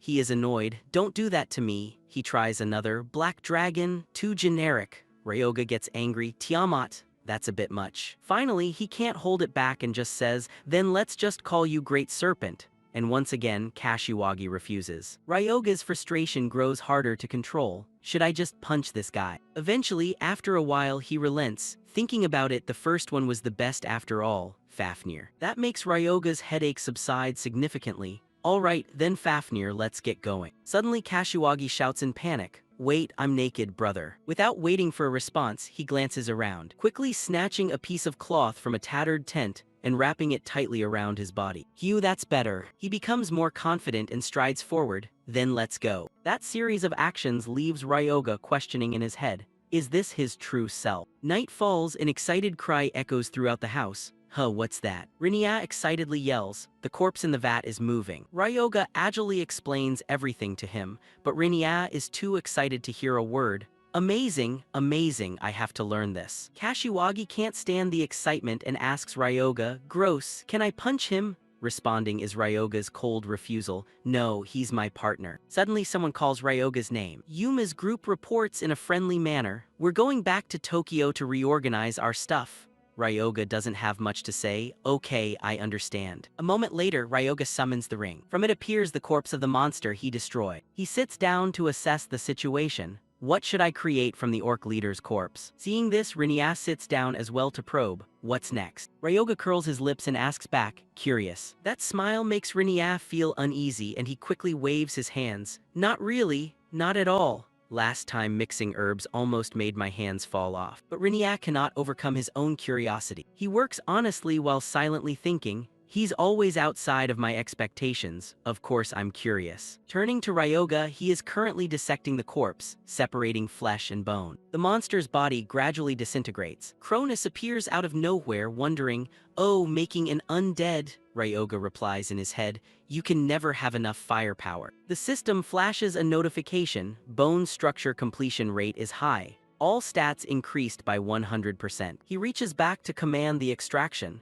Rinya immediately hands him a test tube. When the drop falls, the system chimes. Stable quality is affecting the bone structure creation process. The bone structure's attributes have been specialized toward defense. Hearing the notification, Ryoga finds it interesting.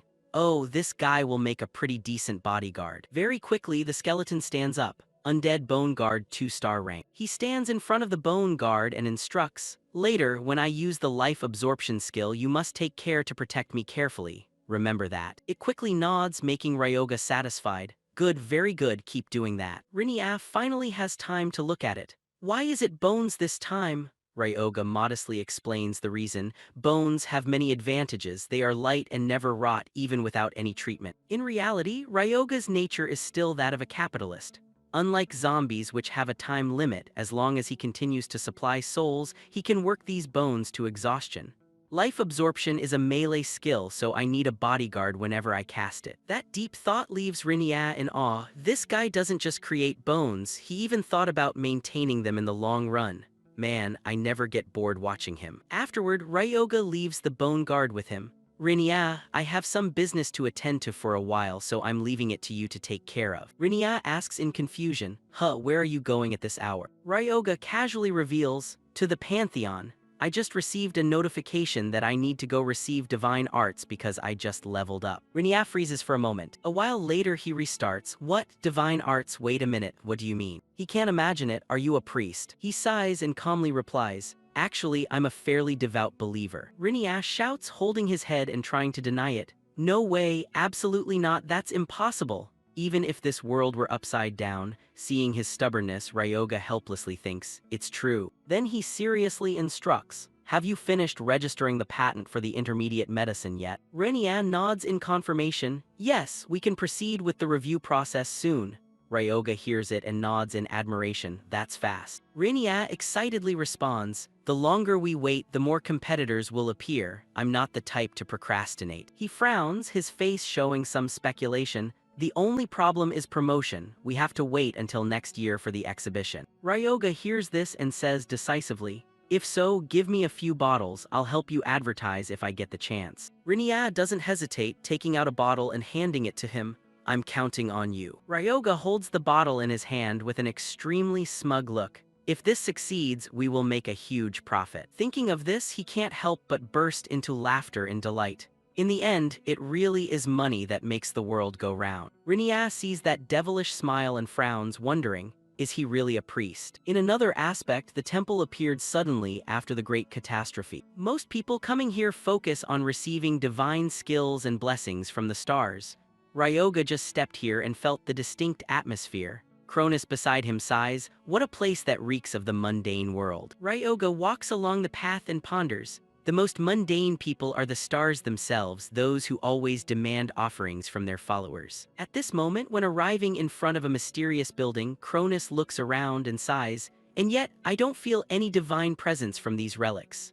Ryoga suddenly has a question in his heart. Why would people leave something so valuable lying on the ground? He gasps for air, striding while speaking. Damn it, is there really no escalator or elevator here? He looks up at the towering tower and says, are they trying to say we need to show our sincerity to have an audience with their great gods? We still have a long way to go. The The path to the gods has 108 steps. Cronus hears and sighs, "That's too harsh," Ryoga says while breathing. "I don't think I'll be struck by lightning just for complaining a little, do you?" He breathes for a while and asks, "How much further?" Cronus looks around and answers, "Just a little more. We will arrive if we climb another distance equal to what we've already gone." Hearing this, Ryoga walks while lamenting. "Does that mean we've only gone halfway?" Cronus nods in agreement. "You could say that." Ryoga breathes heavily. "If I have to go through all this trouble and get nothing in return, there will definitely be a huge problem." Soon enough, the sun has risen to its peak. Ryoga continues to walk on the long, endless staircase. After a long journey, Ryoga finally enters a special room. He looks up at the ceiling, thinking about something in his head. The system gradually reveals a notification. Cronus sees it and bursts into laughter. "This is ridiculous."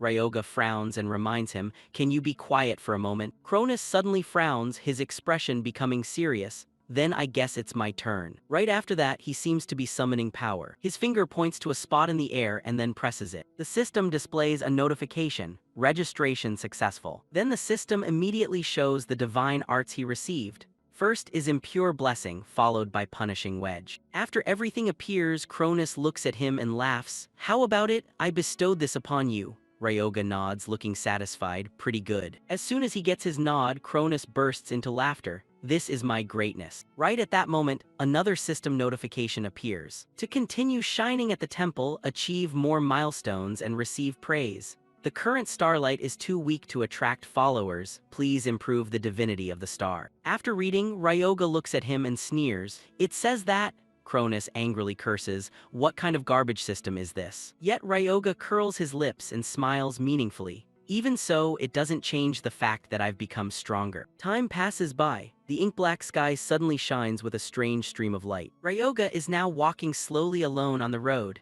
his expression gloomy without any emotion. Suddenly, someone approaches from behind and asks, "Hey, why did you walk out of the temple?" The man in front, named Satake Shidru, looks at him and smiles sinisterly. "It's been a while, hasn't it?" Ryoga frowns in annoyance. "Who are you?" Satake sneers loudly. "I took care of you at the orphanage, didn't I? It's me, Satake, remember yet?" Ryoga rolls his eyes and replies, "Oh, that piece of trash who specializes in blackmailing others. Don't talk to me like we're friends." Rewinding a long time ago, Satake used to bully a friend in the same dormitory. He would attack and curse at the same time. Just then Ryoga appeared and gave him a punch he would remember forever. Now thinking back to that punch, he suddenly laughs. "Has your nose healed since I broke it last time?" Hearing the insult, Satake grits his teeth in anger. "You little brat." Later, he tries to stay calm, raising his hand to stroke his hair arrogantly. "I almost lost my cool." Satake intentionally shows off the badge on his chest. The badge emits a glaring light. He boasts, "I've joined the Aragiri Guild." He laughs mockingly and warns, "If you intend to go to the temple, that means you're just a small fry hunter who picks up scraps, right?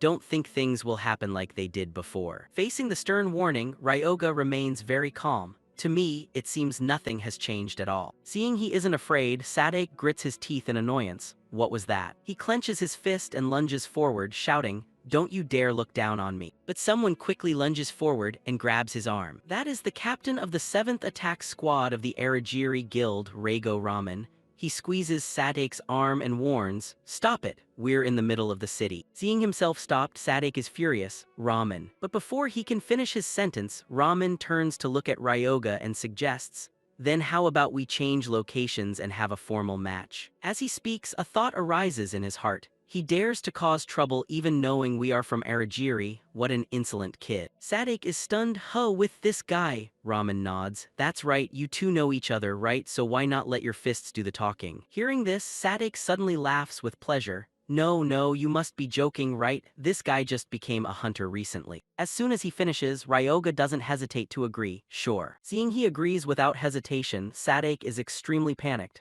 "Huh." Hearing the frightened tone, Ryoga mocks, "What's wrong? Are you scared?" Just that one sentence makes Satake furious. "You can't take back what you said, you bastard." Soon, they arrive at a place called the training room connected to the Aragiri Guild. Ryoga and Satake stand facing each other on the arena. Ryoga suddenly steps back and speaks, "I am a priest, so you will fight my representative." Satake hears this and pulls out a mana necklace and mocks, Hey, looks like you got yourself a pretty good tool. Is that a summoned spirit beast?" Then he pauses and grinds his teeth. but having extra gear won't help you at all. Right after that, the system appears. The match has been activated. Sadek grins, the system is measuring the relevant stat. Ryoga frowns and watches expectantly. The protection system will activate itself if anything goes wrong. The match begins. As the battle starts, Sadek laughs mockingly. What's wrong? Are you scared already? Ryoga raises his hand to pick his ear, thinking, what is he saying? The Dragonkin slowly steps out and says, I didn't expect to clash with Erigiri in this situation. It sighs and says decisively, I guess I'll try to see how this body feels. If it's Erigiri, there's no need to hold back. Ryoga stands by to observe, whispering instructions. Don't end it with just one blow. There are a few things I want to test. The Dragonkin's eyes flash with confusion, but holding back is harder than it seems. Sadek decisively lunges to attack. I'll let you know where you stand. He doesn't hesitate to thrust his spear straight at the Dragonkin. It gracefully jumps to dodge the blow. Sadek doesn't stop there, immediately retaliating with a technique. Kairag Spear Art 3rd Form, Lightning Reflex Footwork. Whatever move the Dragonkin makes, Sadek decisively dodges and retaliates perfectly. Next is another technique. Kairag Spear Art 2nd Form, When I Broke Your Nose, You Cried Like a Storm. Ramen sees the situation and smiles, thinking, that reaction is better than when training. It's ending faster than I thought. The Dragon Man saw this and loudly retorted, you think an attack as slow as that can hit the enemy. Seeing that it had no effect at all, Sadek was momentarily startled. What? He gripped his weapon tightly, his mind trembling. I can't move. The Dragon Man glared and hissed an insult. Pathetic, attacking without even calculating your next move. Hesitating for a moment, it mocked. If this were a real battlefield, you'd be done for. Upon saying this, the Dragon Man suddenly remembered he had to hold back. It decisively swung its hand to strike Sadek. Just one blow was enough to send him collapsing right before its eyes. Sadek screamed in pain. Sadek screamed in pain. Ryoga walked over and gently teased. Last time I broke your nose, you were crying pretty miserably, weren't you? Then he turned to mock Sadek. Now you're only screaming for a bit, I must commend your growth. Sadek roared angrily, you bastard. Seeing that he was about to charge, the Dragon Man stepped forward to protect Ryoga. Sadek continued to charge with his weapon in hand. The Dragon Man heroically stomped its foot once. The impact caused the surrounding ground to crack and shatter into pieces. The scene left Sadek even more astonished. The Dragon Man narrowed its eyes and mocked. If you use the same move twice, your opponent will see right through you. As soon as it finished speaking, it kicked straight into the man's leg. A single kick was enough to snap Sadek's leg bone in two. The pain hit, causing him to roll his eyes and scream. The Dragon Man gave a wicked smile. It's over. Finishing its words, it threw in an extra hand-smashing blow for good measure. Seeing this, Sadek stood frozen, his face turning pale. It's over. In the nick of time, someone shouted to stop them. Stop! Ramen clenched his fists in anger and marched forward. Seeing Ramen so angry, Ryoga smiled smugly. They stopped earlier than I thought. Sadek sat painfully on the ground. The system assessed the situation and announced, the match is over. Ramen walked over anxiously to examine Sadek's wounds and ordered, I'll go call a priest immediately. Wait here. Ryoga calmly walked over, pointing straight at himself. There's already a priest right here. He flatly rebutted, don't you know a 1-star recovery spell can't heal a broken bone? Ryoga walked over and nodded casually, I know. Seeing Ryoga still hesitating like that, Ramen turned to him with an annoyed expression. Then what do you intend to do to heal him? Ryoga immediately took out a potion from his person. I'll use an intermediate medicine. Sadek was somewhat displeased, reprimanding, an intermediate potion costs 1,000,000 yen each. Right, but wasn't it your spirit beast that broke my leg? Ryoga replied nonchalantly. Don't you know the news about the mass production of intermediate potions? Just as he began working, Sadek screamed in agony. Never heard of it. I don't want charity from the winner. Get lost. Get out of here. Seeing him complaining endlessly, Ryoga shouted loudly. Hey, I'm trying to help you here. Just accept it. As soon as he finished, he calculated in his mind. I've been thinking of a way to promote it.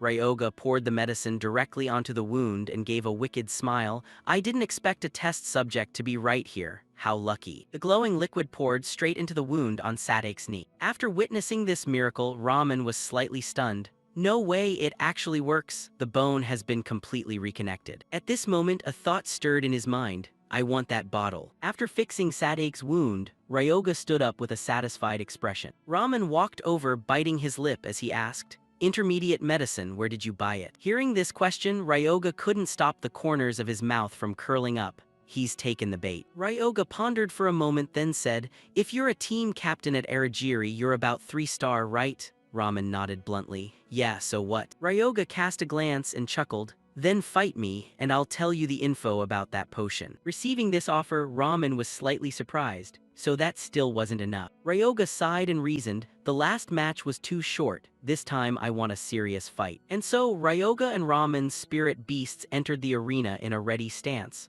Finally, the system announced, the match begins. On the very first strike, Ramen immediately charged in with a sword technique. Piercing spray sword technique 5th form, sharp cold strike. At the first collision, he thought to himself, it's impressive that you could react to Sadake thrust. But Ramen observed the Dragon Man carefully and concluded, with that massive body, everything has its limits. Just then, the system flashed a damage warning. Ramen seized the opportunity and lunged to attack the Dragon Man. Ryoga stood outside, observing intently, just as I thought. Kashiwaga's speed-based fighting style isn't suited for a close combat Dragon Man. Thinking of this, he couldn't help but give a smug smile. That's why I used the potion bottle as bait to provoke Ramen. Seeing the Dragon Man's face smeared with dirt and his body looking exhausted, Ryoga hesitated.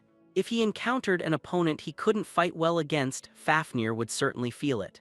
The Dragon Man said wearily, in this match I'll get used to this heavy body. Ryoga frowned, his eyes filled with pride. Good attitude, truly deserving of being my right-hand man. Then he reached out, a dark power called Unholy Blessing appeared. Ryoga chuckled wickedly. In that case I can't just stand by and watch, can I? The system board displayed info, Unholy Blessing, type, Holy Magic, buffs selected undead, weakens non-undead targets. All stats of Nia's side increased by 20%. Seeing this, Ramen couldn't hide his surprise. A holy buff that can make it this strong, that's insane. Ryoga launched those shadowy tentacles toward his opponent. Immediately, Ramen's body was wrapped and his strength was rapidly drained. Unholy Blessing, is my body getting heavier? The system displayed a notification. Due to Unholy Blessing, all stats decreased by 10%. Ramen's complexion darkened, buffing allies, weakening enemies. Is this guy really just a 1-star? Cronus saw this and grew smug. How about that? A new spell I bestowed upon you. Ryoga chuckled. Not bad for a low-level star. Cronus opened his mouth to talk back, daring to call me low-level you, but Ryoga covered Cronus's mouth with his hand, reminding him, we're in the middle of a match, be quiet. Ryoga's expression became more focused. The system continued to update. Penalty wedge has been activated. The target receives penalty points every time they take damage. Releasing vengeance will deal damage based on accumulated points. Ryoga entrusted Kashiwagi, do whatever you want. Hearing this, Kashiwaga's presence radiated powerful pressure. That is a perfect order. Ramen's image split into 3, continuously and flexibly battling Kashiwagi. The system noise kept ringing, penalty activated, penalty activated. In a moment of thought, Ramen felt a bit overwhelmed. He couldn't imagine a 2-star Aragiri being able to adapt so easily to having their stats reduced. But watching his opponent steadfastly block all the attacks, Ramen couldn't help but be amazed. A 1-star summon that can advance while enduring attacks from a 3-star, penalty activated. Warning, defense decreasing due to continuous damage. Kashiwaga's eyes flashed. He whispered to himself, forget the speed-based fighting style from when you were human, this body is undead, even if damaged it doesn't affect movement. Blood splattered onto his abdomen and clothes. Don't dodge the attacks, endure them and get into close combat. Immediately after, he charged in a defensive stance. At a sufficient distance, Kashiwagi tilted his body and pulled a fist back. Ramen failed to react, unable to dodge his attack. Kennic Martial Arts Chapter 7 10-Punch Combo. Kashiwagi continuously delivered thunderous punches onto his opponent. Ramen was pushed back, the pain forcing a groan out of him. He struggled to sit on the ground. Damn it, my HP is draining instantly. That definitely isn't a 1-star summon. System display, HP minus 25%. Ramen's face twisted in fear. If I get hit by that one more time, will I lose? Thinking of this, Ramen's killing intent rose again, his dangerous eyes glaring. Don't mess with me. A 3-star Aragiri can't lose to a 1-star. Then he regained his momentum, leaping forward. I'm faster. Summoners themselves should be very weak. Just as Kashiwagi hadn't yet reacted, Ramen slid by very quickly. This time his target was Ryoga. Excitement surged within Ramen as he thought victory was certain. Piercing spray sword technique 12th form, penetrate. The sharp sword tip lunged right before Ryoga's face. However, Ryoga remained extremely calm. I knew you would do that. Then he raised his hand and flicked lightly, releasing the penalty wedge. Immediately, an invisible force suddenly appeared and pushed Ramen away. Fafnir released. Penalty accumulated, creating a shockwave. Finally, he lay motionless on the ground. Reigo Ramen's HP has dropped to 0. The match is over. The scene shifted to the luxurious high-rise building of the Aragiri Guild. In the empty room, on the desk sat a nameplate, Vice Guild Leader Naruhito Bakugo. Bakugo sat in the main chair asking the person in front of him, "Can you mass-produce commercial intermediate potions?" Aragiri number 2, 7-star hunter Hakuho Naruhito. Ramen brought his injured face, carefully answering, "Yes, that's correct." He rested his hands, his expression not entirely convinced. "Have you checked their effectiveness thoroughly?" Ramen affirmed certainly. It healed a broken bone instantly. It is as effective as the intermediate potions that drop in dungeons. Suddenly remembering something, Ramen looked at the other party cautiously, then took the initiative to speak. "Vice Guild Leader, I apologize. I have tarnished Aragiri's reputation, so I will take responsibility." But Bakugo crossed his arms and asked back, "Why would Aragiri's reputation collapse just because Captain Ramen failed?" He automatically tried to explain, losing to an unknown 1-star hunter, but he suddenly interrupted. Aragiri's reputation.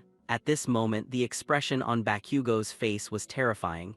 "Do you think it would collapse just because a veteran 3-star failed?" Ramen was immediately overwhelmed by that presence, his voice shaking involuntarily. "I apologize." Settling things, Bakugo ended the meeting. "Enough, you may go." But as soon as Ramen left, Bakugo ordered the female staff member, "Demote Captain Ramen to a regular member. Also, find the source of those intermediate potions." She replied, "Yes." He looked at the computer screen showing the battle footage from earlier. In Bakugo's mind, he couldn't help but ponder about Ryoga. It's impossible for a 1-star hunter's summoned beast to defeat a 3-star. His fingertips tapped continuously on the armrest, expressing calculation. He said he's a priest. Could he possess a god-beast level summoned beast? Then Bakugo decided, investigate him as well. She replied, yes. Meanwhile, Ryoga was also talking about him. By now, the higher-ups at Aragiri must already know about the potions. I'm quite looking forward to their reaction. Kashiwagi crossed his arms and looked at him. Hey, Ryoga replied, what is it? He held up a book. Why am I reading a spear skill book? Ryoga explained, you're a magic gladiator, so you're good at close combat and using weapons, right? I think learning from you will be better. Kashiwagi flipped through a few pages, pondering,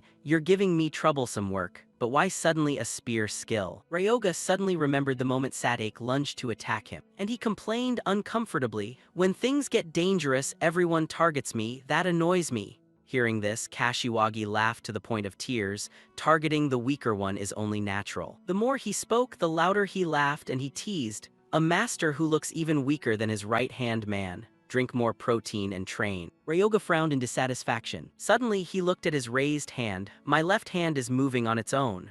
Wait. Right after a loud noise rang out, Kashiwagi immediately changed his attitude, a bump appearing on his head, and obediently answered his request.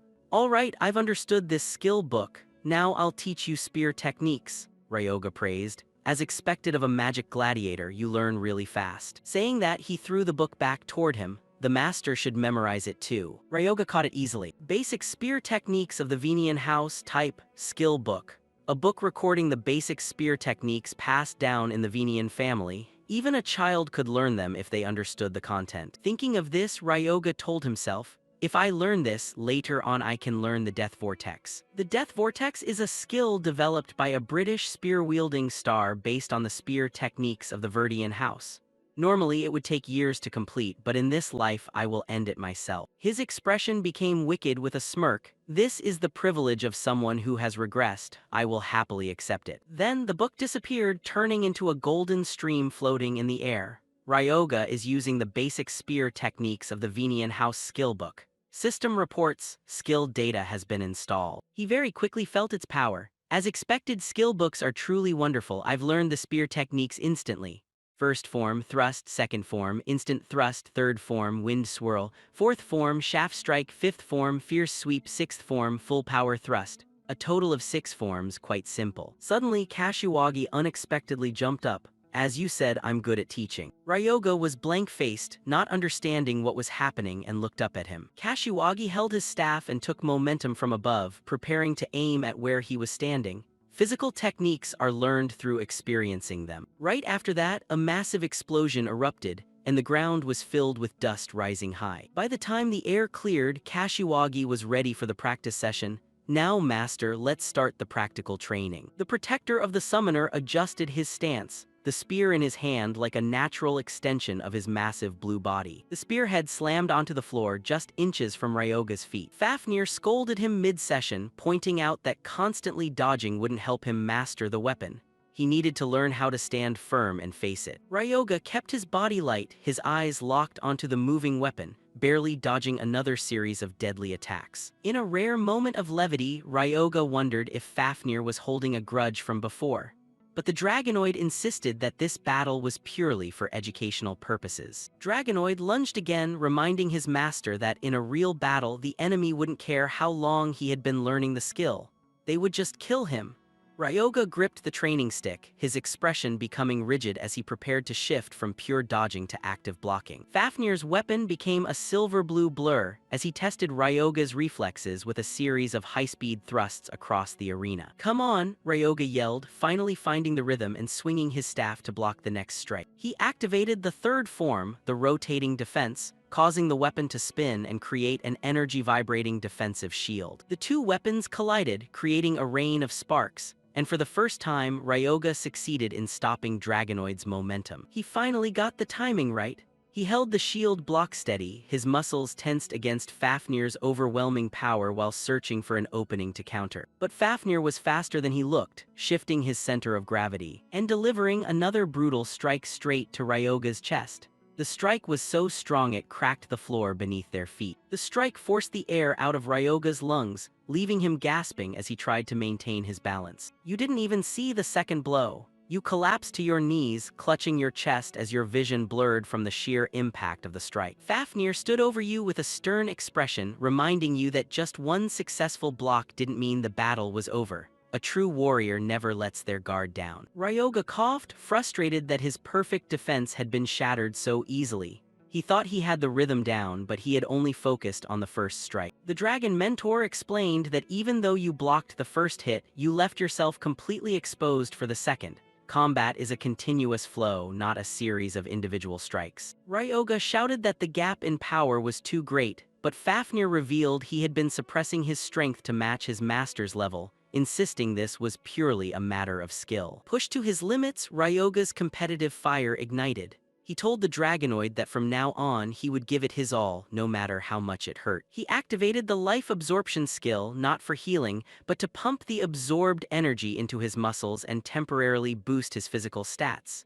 His body began to emit a terrifying blue aura. Thanks to the absorbed mana, he lunged forward and unleashed the fourth form, a devastating spearshaft strike aimed straight at Fafnir's defense. The collision shattered the surrounding air. Ryoga's enhanced strength finally allowed him to challenge the raw power of his summoned creature. He tried to seize the advantage to counterattack, but Fafnir's eyes remained focused, spotting another opening in his master's technique.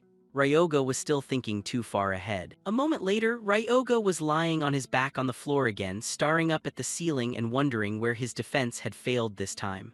The gap remained. Fafnir stood over him once more, critiquing the failed defensive move and pointing out that he had focused too much on counterattacking without paying enough attention to the initial block. Despite the pain, Ryoga struggled to stand up, his life absorption aura still flickering as he prepared for the next round.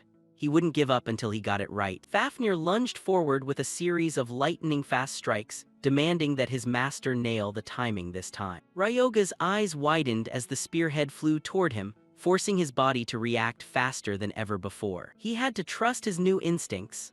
The brutal training session ended with one final, incredibly powerful clash between the two spears. Night fell over the city, with neon light from street signs illuminating the crowded streets outside the local eateries. Slabs of pork belly sizzled on the round charcoal grill, fat dripping onto the coals and sending up delicious clouds of steam. Rookie Tank leaned forward over the table, his eyes nearly popping out of their sockets as he stared at his friend's face. Ryoga sat with a perfectly calm expression despite his eye being bruised a deep purple and his cheek swollen. His messy black hair couldn't hide the wounds Fafnir had inflicted during their educational session. "A lot happened," Ryoga said dismissively, picking up his chopsticks as if his face wasn't a map of trauma. Rookie Tank could only respond with a look of someone trying to hold back laughter. While Ryoga ate, his summoning ring flickered with a mocking light blue glow. Fafnir's voice echoed in his head, praising his master for surviving the training without passing out. Ryoga tightened his grip on his chopsticks with a cold, determined smile, which didn't fit the relaxing atmosphere around them. He suspected Fafnir might have been thoroughly enjoying the legitimate opportunity to beat him up. Inside the ring's storage space, a chibi version of Fafnir was lounging on a beach chair under a tropical umbrella. The dragonoid was clearly enjoying some downtime, while his master suffered the physical consequences of the lesson. Ryoga kept his focus on the food. His mind had already raced to his next goal. He knew the path to power required more than just taking a few bruises. He realized his life absorption skill was far more versatile than he had initially thought. Relying only on simple buffs wouldn't be enough if he wanted to lead the major guilds. He was confident that with his knowledge from his past life and these new skills, he would surpass the strength he had possessed before. Rookie Tank was clearly unsettled by Ryoga's terrifying expression, breaking into a sweat while trying to keep the mood cheerful. The mood changed as he remembered his bank savings book, grinning happily at the 15 million deposited. It was a huge sum for just 3 days of work, and he was eager to earn more. Ryoga leaned back, asking if there was any important news in the hunter world. Rookie Tank mentioned that Heibara was monitoring Hunterit, an exclusive site for professional hunters. They heard rumors of mysterious deaths in Kamakura and strange events elsewhere. They scanned the list of active gates, including the Kagoshima Gate and a series of murders targeting hunters. None of them looked like the fast track to power Ryoga was searching for. Ryoga ate slowly, cross-referencing every name and location in his head with his future memories. He hoped to find something small to exploit before the major guilds took notice. Rookie Tank mentioned one more location, the forgotten ancient temple gate in Wakayama. The name immediately captured Ryoga's full attention. He paused, his eyes widening slightly as he realized the timelines were aligning. He was astonished that a place with such high potential value hadn't been cleared yet at this late stage. Rookie Tank explained that Guild Horizon had been struggling with it for a whole year and was currently in critical condition. He was rarely this serious when warning that a mana break was about to occur. A static gate, a stable gate where hunters could easily kill monsters that spawned periodically. These gates were predictable and profitable for the managing guild. Conversely, a roaming gate like the ancient temple was a nightmare when the mana density reached 100%. When full, monsters would spill out into the real world in a catastrophic mana break. Ryoga looked at his nearly finished plate of food, his mind already calculating the risks of entering a gate about to break. Rookie Tank added that Guild Horizon had officially lifted all entry restrictions due to the emergency. This meant that independent hunters like Ryoga could now enter without a license from the ruling guild. They discussed the powerful forces arriving, specifically the second-ranked Phoenix Guild and the third-ranked Daybreak Guild. These forces were also sensing the same opportunity as Ryoga. Ryoga remembered that in the original timeline, the Phoenix Guild had won the legendary dragon-scale armor from this temple. It was an epic raid artifact that helped them become nearly invincible for years. A dangerous, satisfied smile spread across Ryoga's face as the pieces of his plan finally fell into place. This time, he wouldn't let the major guilds snatch the reward. Ryoga realized that possessing the dragon-scale armor along with his new spear skills would be the perfect foundation for his revenge. He looked like a villain planning his next heist. Ryoga stood up abruptly, slammed his hand on the table, and issued a series of quick orders. He told Yuma to contact the rest of the team and prepare to camp overnight outside the gate. They would depart tomorrow. The next day, at the dungeon entrance, a pair of giant dragon statues framed the swirling blue vortex, the entrance to the forgotten ancient temple. This roaming gate was a large dungeon with an incredible mana density of up to 93%. Outside, a campsite had sprung up as hunters from everywhere gathered to raid the dungeon. Heibara was impressed by the crowd, nodding and saying how many people had appeared since the restrictions were lifted. Yuma asked Ryoga if they should pitch their own tent while waiting. Ryoga said they would spend their time inside the gate, but Yuka worried that 5 days of dry rations wouldn't be enough. Ryoga didn't mind. He was confident he could clear this whole place within 5 days. Suddenly, Heibara pointed at the crowd, telling everyone to look at a certain hunter. That was Asaka Mayuri, the woman who would become Phoenix's next holy sword. Ryoga recognized her immediately, knowing she was the one who had obtained the dragon scale armor there in the original version. In his past life, she was a legendary genius, but her career ended tragically in a gate raid. Yuma nudged him again, pointing out another expert in the group. Over there was Gouda, a martial artist from the Daybreak Guild. In the future, he would be known by the nickname Iron Fist, and be one of Japan's powerful representatives. Ryoga realized all the famous future figures were gathered here for this raid. Yuma started to sweat, wondering if their team could really clear the gate before all these legends did. Ryoga just turned away, telling him not to worry about them but to do things his way. He had decided he would be the one to clear the temple and win that armor. The team rushed toward the gate, ignoring the looks from the other hunters. As they stepped across the threshold, a system notification confirmed they had entered the forgotten ancient temple. Once inside, Ryoga activated the ring on his hand, summoning his creature to appear. The Dragonian Trial Guardian appeared in a massive burst of dark energy, taller than everyone else. The giant creature stood towering in the darkness of the ruins, its blue scales emitting a faint glow. His teammates were clearly shaken,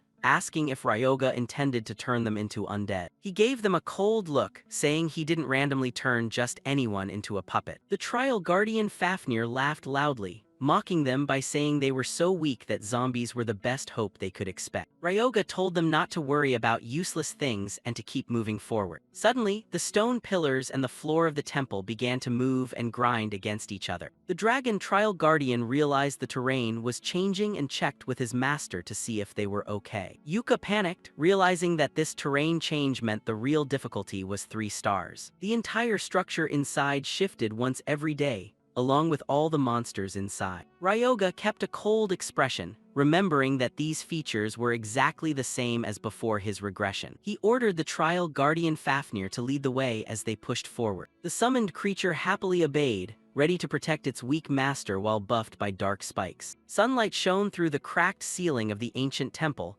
illuminating dust floating in the air. The group stopped when the dragon and the Trial Guardian sensed something waiting for them ahead. A pair of clawed gray feet stepped out onto the stone floor, kicking up a small cloud of dust. A fallen zealot emerged from the darkness, wearing a skull mask, its red eyes glowing with malice. Ryoga stayed calm, identifying the enemy for his panicked team. The zealot laughed savagely and lunged toward them with terrifying speed. But the Trial Guardian Fafnir was on it immediately, catching the monster mid-lunge. Yuma finally offered to provide support, but the battle was already settled. Fafnir grabbed the monster's hand tightly, then slammed it onto the ground. A powerful punch exploded with terrifying impact, sending debris and shockwaves across the room. Yuma looked at the raw display of power with wide eyes, completely overwhelmed by what he was witnessing. Steam rose from Fafnir's body as he stood over the wreckage, mocking the weak enemies. Ryoga stepped over to scold his summon. If he crushed their heads, he couldn't raise them into useful undead. The brief pause was interrupted as a second massive wave of zealots began to flood into the room. The dragon warrior prepared for the next round,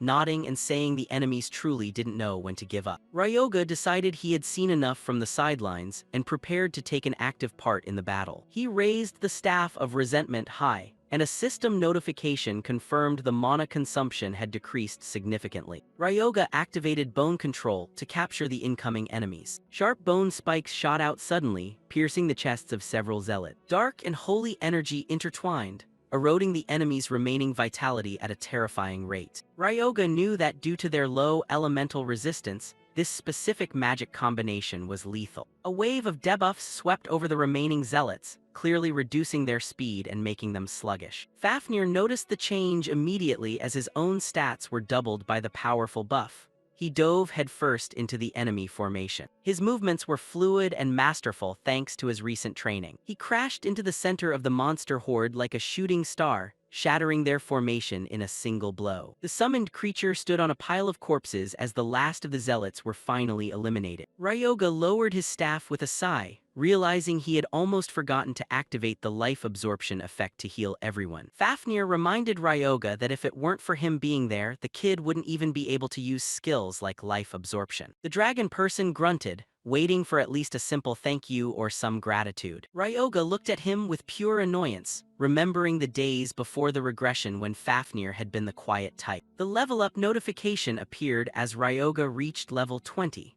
feeling the new knowledge etched directly into his soul. He unlocked two new skills, Dark Wise and Dark Rain, both of which helped reduce mana consumption by 10% and 20%. Ryoga realized these were perfect tools for a marathon battle in a place like the ancient temple. He ordered the fallen enemies to rise and respond to his summoning. The armored zombies that appeared were of high quality, possessing a 100% stat buff. Yuma was impressed, wondering if zealots produced stronger undead since their base stats were higher than orcs.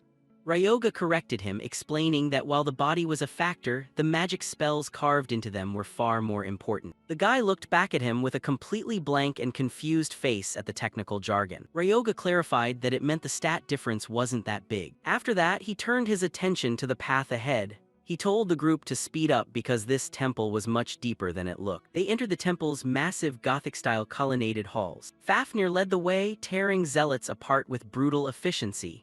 Yuma shielded against the enemies holding the front line. A brilliant golden arrow cut across the room as Yuka cleared the way. The armored zombies lunged in a glowing teal swarm, relentless in their pursuit. Despite making progress, Ryoga still gritted his teeth, annoyed that the waves of monsters seemed endless. Suddenly, a powerful tremor shook the entire area. Yuma shouted that the structure was changing, and they needed to get out quickly. Ryoga told him to wait, searching his future memories for the right move. He recalled an old TV interview with Hunter Asaka, the first person to ever clear the ancient temple. The host began by asking her to explain the gate-clearing strategy. Asaka explained that while most gates were simple, the ancient temple required a special method just to approach the boss. She detailed that the 3 types of monsters in the temple each dropped a different type of proof. To advance further, one had to collect 49 of those proofs and place them on special pillars throughout the dungeon. Back in the present, Ryoga discovered a pillar with an eye pattern and realized the next monster was about to appear. A red vortex opened in the middle of the hall. Something huge and dark began to crawl through the gate. A giant demon eye appeared, surrounded by a mass of writhing black tentacles. The group looked up at the creature hovering above their heads. The central demon eye flickered with a fierce red light, charging up an attack. A massive beam of energy exploded from the eye, tearing through the air toward the group. Ryoga remained completely calm,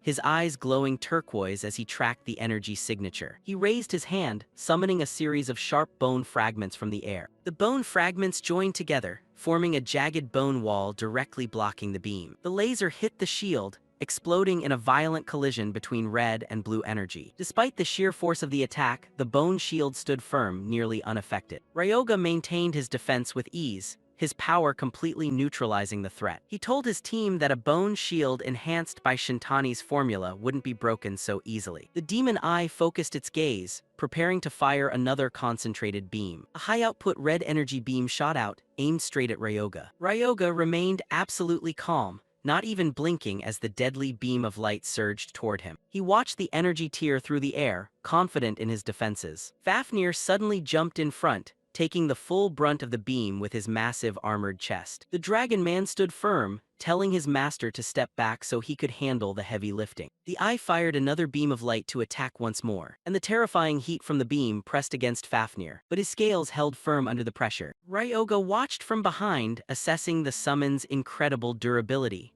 Ryoga explained that he had put a great deal of effort into creating this body, so a simple 2-star attack wouldn't melt the scales. Fafnir agreed, realizing he truly had nothing to fear in this battle. He lunged at the demon eye, ready to end the encounter. With a devastating overhead slash, he slammed the monster straight onto the floor. The creature was immediately defeated under Fafnir's overwhelming power.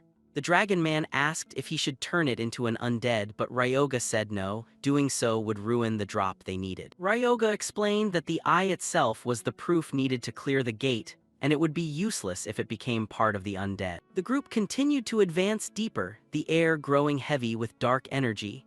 A strange figure wearing a white mask was laughing as it watched them from the shadows of the high arches. A stone pillar was carved with a spooky smiling face. A mask mimic suddenly dropped down, its thin black body twitching as it approached. Yuko was clearly unsettled by the creature's creepy appearance. The mask mimic cast a curse of decay, and a dark purple mist swirled around the area. Fafnir was caught in the curse, his body beginning to emit a terrifying purple glow. The system window confirmed Fafnir's stats were dropping due to the mimic's ability.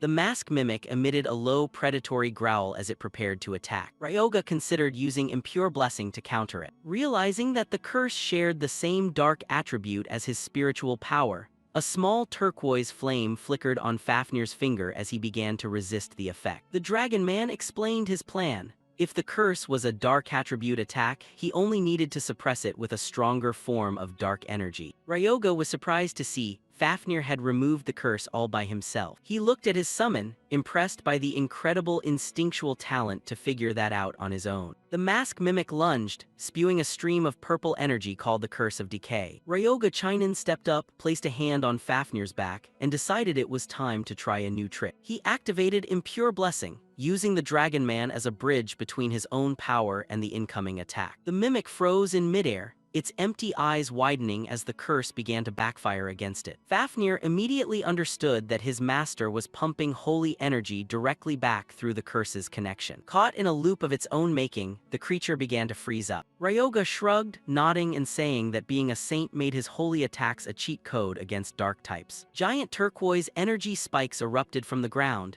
tearing what remained of the mimic to shreds. The battle ended in mere seconds, leaving Ryoga to casually kick the loot out of the pile of corpses. He bent down to pick up the mask, the third piece he needed. Kronos mocked his choice of keepsakes, but Ryoga knew this ugly thing was the key to the entire temple. To approach the boss, one needed to collect 49 proofs of each type: horns, eyes, and a mimic mask like this one. He recalled the future interview where Asaka explained exactly how to open the hidden room. The trick was to kill the monsters without damaging the quest items they carried. Ryoga found this requirement quite annoying, which explained why no one had cleared this place for a year. He kept a poker face, wondering how Asaka had figured all this out in his original timeline. At the same time, Yuma pointed out that the Phoenix Guild was causing chaos nearby. Ryoga just smiled. The timing was perfect. Deeper in the shadows, Asaka's team was surrounded by glowing red-eyed monsters. Asaka maintained her focus, drawing her sword with absolute precision. She confronted the monsters' pounce head-on, her movements sharp and skilled. Her sword ignited with a red aura as she slashed through the enemy's dark curse. Kronos was impressed, realizing she used pure aura to bypass dark magic.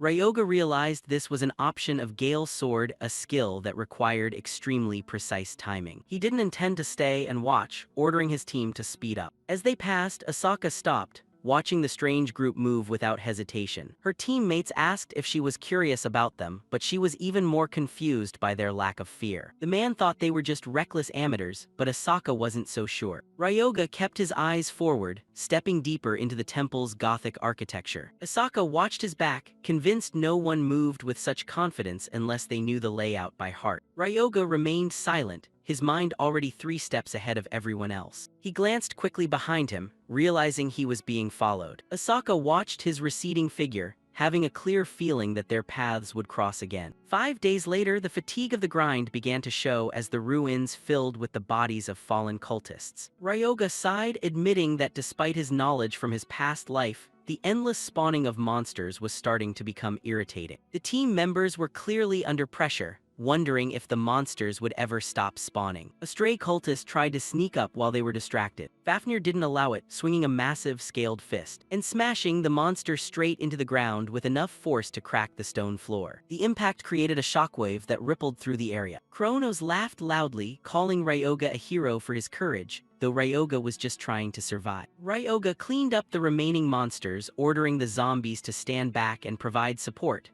Once the floor was cleared of cultists, the area finally fell into a short, eerie silence. He activated life absorption, pulling the remaining mana from the fallen enemies to maintain the marathon grind. The system pinged to confirm success. He officially leveled up to level 27. Kronos glided over, telling him he should show a bit more charisma with a winning smile. Ryoga just told the spirit to mind his own business and stop criticizing how he smiled. He apologized for his lack of elegance while sheathing his sword, ready to move to the next stage. Nearby, a small pile of quest items, eyes and masks, lay at the foot of a cracked stone pillar. The 48th token had been placed, completing the collection needed to activate the temple's hidden mechanism. Ryoga noticed the other large guilds had pulled out, leaving the gate clear for his final move. He told his teammates to take the bag of magic stones to sell while he stayed behind. Yuma was surprised but agreed to head back, while Ryoga continued to grind a few more levels. Once the team had left, Ryoga and Fafnir stood before a massive, ornately decorated interior door. Ryoga stepped into the darkness, his boots crunching on the debris of the shifting floor. Fafnir realized the layout was shifting differently this time and asked if they should leave before things got worse. Ryoga immediately dismissed it,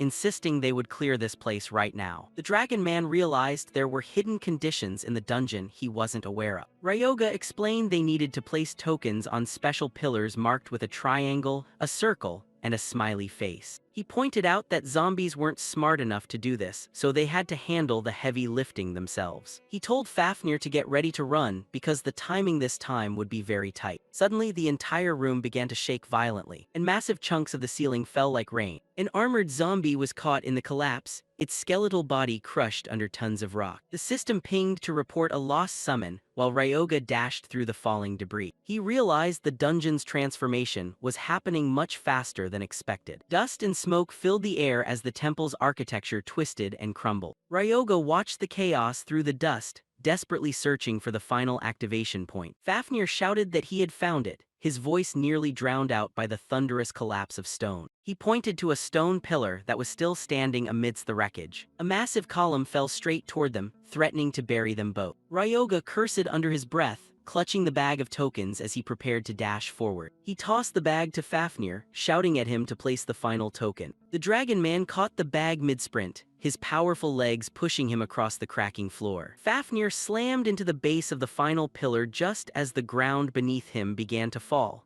He shoved the token into the slot, shouting that it was done. For a moment, everything continued to shift. The dungeon was still disintegrating around Ryoga. He gritted his teeth, wondering why the dam seal hadn't activated yet. A massive burst of energy exploded from the pillars, engulfing the room in blinding white light. Ryoga looked up as one final beam of light shot into the ceiling, praying that it was enough. Blue runes on the stone pillars flared with power, locking the dungeon's state in place. Beams of energy intersected across the room, weaving into a complex, glowing magic circle. The tremor stopped instantly, leaving Ryoga gasping and relieved that they had escaped by the skin of their teeth. A massive blue magic circle dominated the hall floor, and Fafnir remarked that the path down to the basement level had finally opened. Debris-filled stone stairs led down into the dark, silent depths of the hidden sanctuary. Ryoga and Fafnir walked to the bottom of the stairs, followed by the summoned zombies, while the Dragon Man breathed a sigh of relief. Observing the hidden chamber, Ryoga remained focused, telling his companion that the real battle was just beginning. Fafnir agreed with a determined smile as Ryoga directed his gaze toward the final objective, the dungeon boss. The pair stood before the massive iron door of the interior, ready to face whatever lay inside. Above the door was a stone tablet inscribed with the chilling name of their opponent, Masked Man, Death Guardian. When he stepped into the boss room, Fafnir felt a heavy, terrifying pressure in the air that put him on high alert. Ryoga placed his hand on the cold stone of the door, his black ring glowing as he prepared to enter. He pushed the heavy door open, staring into the darkness with a cold and determined expression. In the shadows, a writhing mass of black tentacles and pale white masks began to twitch. The masked man, Death Guardian, emerged fully, its central red eye locked onto the intruders with murderous intent. Fafnir commented on the creature's monstrous appearance, and Ryoga could only nod in silent agreement. The creature's central eye flared with purple energy, charging power for a sudden, lethal strike. A beam of dark purple mana exploded from the monster's eye, tearing through the floor toward the two of them. Fafnir activated Avatar of Dark Aura, his massive body surrounded by shimmering energy. The Dragon Man slammed his fist down to block the attack, declaring he wouldn't let the Guardian touch his master. The masked man, Death Guardian, hovered behind a complex purple magic circle, its central eye bleeding as it continued its relentless attack. Ryoga narrowed his eyes as he sensed a dark presence closing in. A giant magic eye appeared behind him, making him wonder if he had just been cursed. Standing before him was the Cayman Jinn Death Guardian, a massive nightmare of masks and tentacles. The porcelain faces on the monster twisted into gruesome, mocking smiles. Fafnir sensed his master's silence and stepped forward. He called out to make sure Ryoga was still focused on the fight. The Guardian had no interest in talking, promising to grant the intruders a swift death. The central eye began to glow with dangerous purple energy. At the same time, the male lead broke free from the mental attack. Ryoga remained completely calm, staring at the giant entity. He brushed off the mental pressure with pure mind and prepared a small surprise of holy power. He hit the undead boss with unholy blessing, forcing its body to deny its own nature. Fafnir realized his master had weaponized holy energy to weaken the opponent. Ryoga signaled his summon to take down the monster. The Guardian roared in anger as the holy power began to burn. It gathered a massive ball of purple energy between its horns. A beam of destruction tore through the room. Fafnir didn't hesitate, enhancing his legs with dark aura. He lunged forward, leaving a trail of darkness behind. The lizard man dashed straight through the core of the energy beam. He closed the distance in an instant, ready to deliver a heavy blow. The boss screamed when it realized its attack didn't even slow him down one bit. Fafnir continued his relentless attack, a blur of blue scales and sharp claws. He focused his mana, turning his fists to iron to increase the force. A powerful punch landed straight on the monster's thigh. The force of the impact sent the Guardian staggering back. Suddenly, strange purple bubbles appeared on its skin. Fafnir stopped. His body began to smoke upon contact with the boss. His eyes widened as he felt his body starting to disintegrate. The Guardian's passive skill was actually melting Fafnir's flesh off his bones. Ryoga wasn't worried, knowing his hybrid power had the perfect counter for decay. He cast Impure Blessing again, instantly regenerating Fafnir's damaged body. With his strength fully restored, Fafnir dove back into the fight. He unleashed the 10-strike combo, a blur of motion tearing the monster apart. Every punch hit its mark with devastating precision. He pulled back, preparing for one final explosive strike. A massive hole was blown right through the center of the Guardian's knee. It exploded immediately. The monster let out one last agonizing scream that echoed throughout the room. It clutched its wound, unable to believe its own curse had no effect. It tried to swing one final blow, but the movement was completely pathetic. Fafnir just mocked it, pointing to the massive hole he had just created in its knee. He easily dodged the sluggish attack, looking completely bored with the fight. Fafnir narrows his eyes, focusing on the monster's weak point as it recovers from the previous blow. He realizes the monster has begun regenerating its wounds. The lizardman complains that this regeneration is incredibly annoying, and asks Ryoga for a new plan. Ryoga just smirks, activates bone control, and says they just need to finish it off with a single blow. As he speaks, the protagonist throws several bone fragments that pierce straight into its thighs. The Guardian shrieks in anger, its countless eyes twitching as it prepares to counterattack. It unleashes the Dark Wave curse, warning Ryoga that hitting the same spot won't save him. Fafnir groans under the pressure of the incoming curse. Ryoga doesn't blink, summoning armored zombies into a defensive formation to shield them. The dark energy slams into the summoned soldiers, crushing them instantly. The undead warriors let out one last howl before dissolving into purple smoke. Ryoga takes advantage of the gap to dash through the chaos, moving with speed that is surprisingly fast for a mage. He reaches out, his hand glowing as he prepares to release the final seal. The Retribution seal is unleashed, spreading across the Guardian's body and locking it in place. Ryoga shouts for Fafnir to strike now while the monster is vulnerable. Fafnir leaps into the air, muscles tensing in preparation for the finishing blow. His fist glows with a massive amount of blue mana. He delivers a crushing strike, the force of the impact shaking the entire cathedral. The Guardian is crushed to pieces, its physical form finally collapsing into a pile of shadows. Ryoga stands amidst the ruins, looking at the notification confirming he just reached level 29. He brushes the dust off his shoulders, satisfied with the 2 levels gained from the boss. Fafnir asks what their main goal is, and Ryoga points toward the altar. Cathedral light shines through the windows, illuminating a treasure glowing on the stone. Fafnir is impressed by the aura radiating from the red armor placed on the altar. That is the Dragon Scale armor,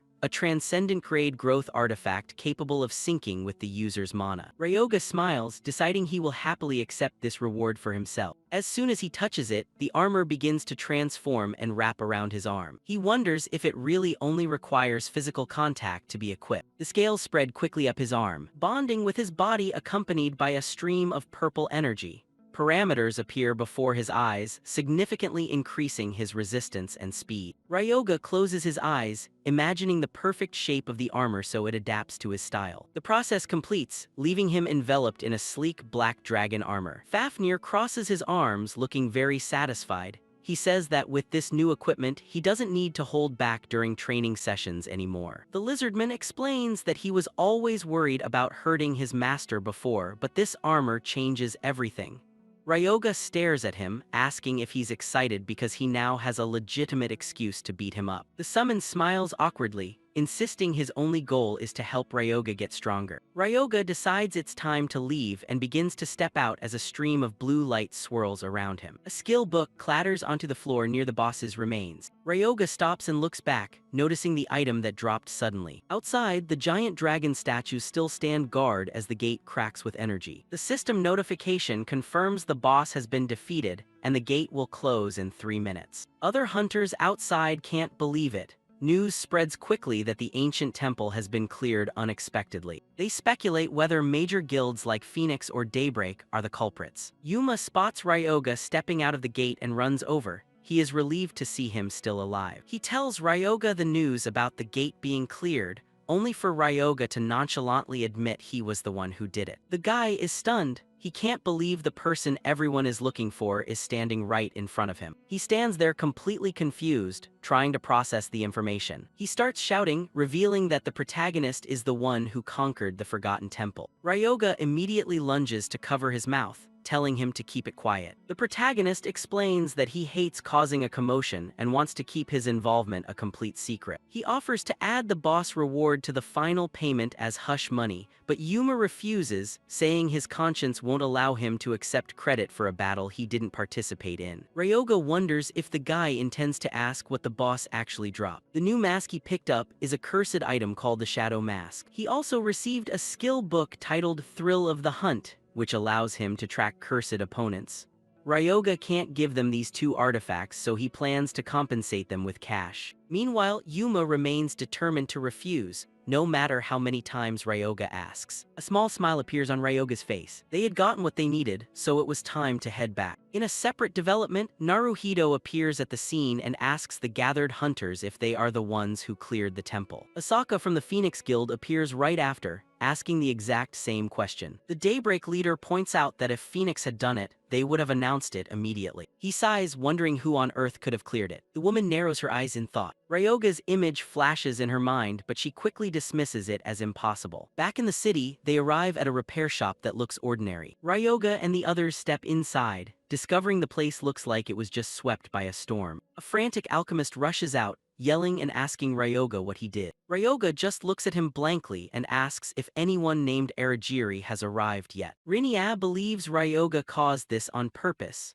Ryoga justifies that he was only trying to help him get a promotion. He is nearly crying, driven mad by the trouble Ryoga's help has caused. People are constantly seeking him out to buy potions. His phone keeps vibrating with messages from customers desperate to buy in bulk. Rinya is on the phone with an expression of extreme tension as customers have started demanding new potions. He is on the verge of a breakdown. Between filing patent applications and mountains of orders, he actually thinks he will die from the workload. Ryoga just watches him pull at his hair, nonchalantly asking if this sudden popularity is a nuisance. He shouts that while it's great advertising, the volume is too huge to handle. Ryoga remains cold, saying that results are all that matter. He asks for an update. Rinya confirms the patent for the intermediate potions has been filed and is ready for mass production soon. Afterward, he hands over a package, saying the special item Ryoga ordered has arrived. Inside is the Darkness Orb, a rare artifact that significantly enhances mana for dark attribute classes. Ryoga tells Fafnir to stand still for a moment. The lizardman immediately looks suspicious of his master's intention. Ryoga presses the orb into Fafnir's chest, telling him not to be so guarded. The orb begins to glow with savage green energy in Ryoga's palm. Dark mana tentacles lash into Fafnir's body, completely catching the summon by surprise. Ryoga explains he is using the orb's power to tighten the bond between Fafnir's soul and his new dragon body.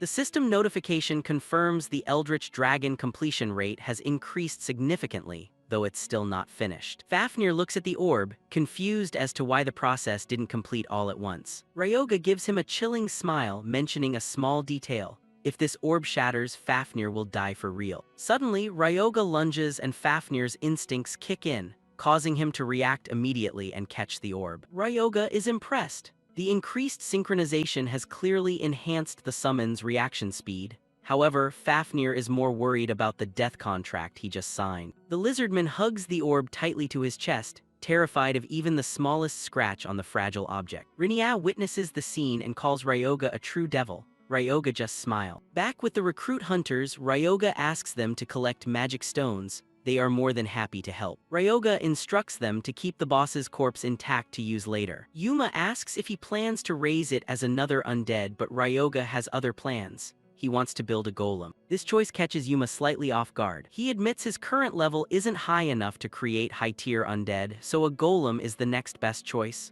But to do that, he needs materials and a skilled alchemist. Rinia behind him instinctively shudders. Ryoga just reminds him that he already has a top expert in mind. Ryoga smirks, everything is falling into place. Now he just needs the right materials. They reach a flat area, a lawless ruins area known as Ground Zero, where everything is possible for a price. They stop in front of a place called Bar Milky Way. Fafnir asks if he's sure about this suspicious-looking spot. He came here to meet Madame Shuri, a bar owner on the surface, but actually a dangerous underworld broker. Ryoga confirms he has business with the manager. Fafnir is surprised to learn his master has a taste for dingy bars. Upon entering, it's clear the place has been completely trashed. The bar's neon sign still flickers over the debris. Shattered furniture is scattered everywhere. Ryoga realizes a brawl just occurred and discovers potential clues on the floor. He approaches a man in a suit who has been beaten half to death, leaning against the wall. Ryoga looks down at him and coldly asks where the manager is. The man tries to act tough, refusing to reveal any information. After a few precise blows, the man's will completely collapses. Bruised and beaten, he spills everything. Madame Shuri escaped 30 minutes ago and his cohorts are hunting her down. Fafnir worries that 30 minutes will make her hard to find, but Ryoga isn't worried. He activates his new shadow mask, triggering the soul chase ability. A glowing purple trail of energy appears, clearly indicating the direction she went.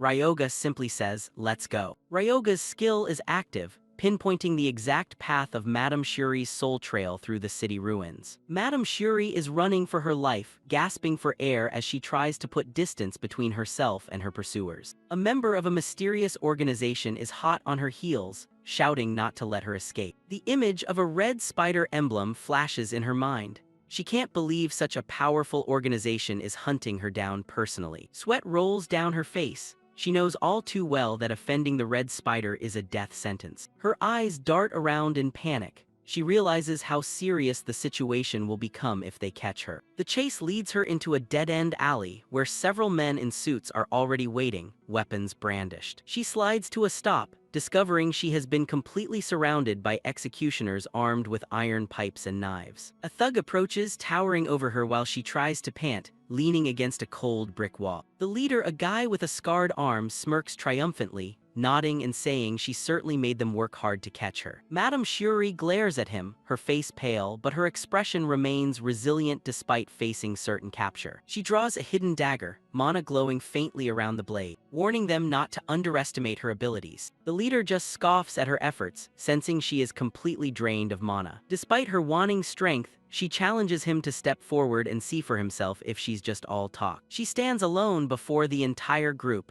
the weight of the situation finally beginning to crush her spirit. She bites her lip in frustration, knowing she has no way to escape this trap on her own. Suddenly, a voice from above cuts through the tense atmosphere, commenting on the large crowd gathered in such a pathetic place. Ryoga looks down at the scene with a cold, mocking smile, asking the thugs if they are putting on an interesting play for him. Ryoga's appearance catches the entire group completely by surprise. However, the purple-haired leader reacts very quickly. "Mind your own business, outsider." At that very moment, Fafnir's giant figure appears behind Ryoga and Ryoga continues, "Oh, turns out you're pretty kind, huh? Even going to the trouble of warning me." Despite witnessing Fafnir's fierce appearance, the purple-haired guy becomes even more enraged instead of showing any fear. "Don't get cocky just because you brought a summoned beast with you. Get him?" Hearing this, the minions immediately grab their weapons and lunge toward the protagonist. However, just as he gets close, the leader is gifted a punch to the stomach by Fafnir, hurting so much he spits out blood. Immediately afterward, he swings his arm to send two others flying. Then follows a direct punch that sends the next guy lunging forward flying. Then follows a direct punch that sends the next guy lunging forward flying. The force of the punch is so strong it causes the wall on the opposite side to shatter into pieces. By this time, the purple-haired leader has to step in himself.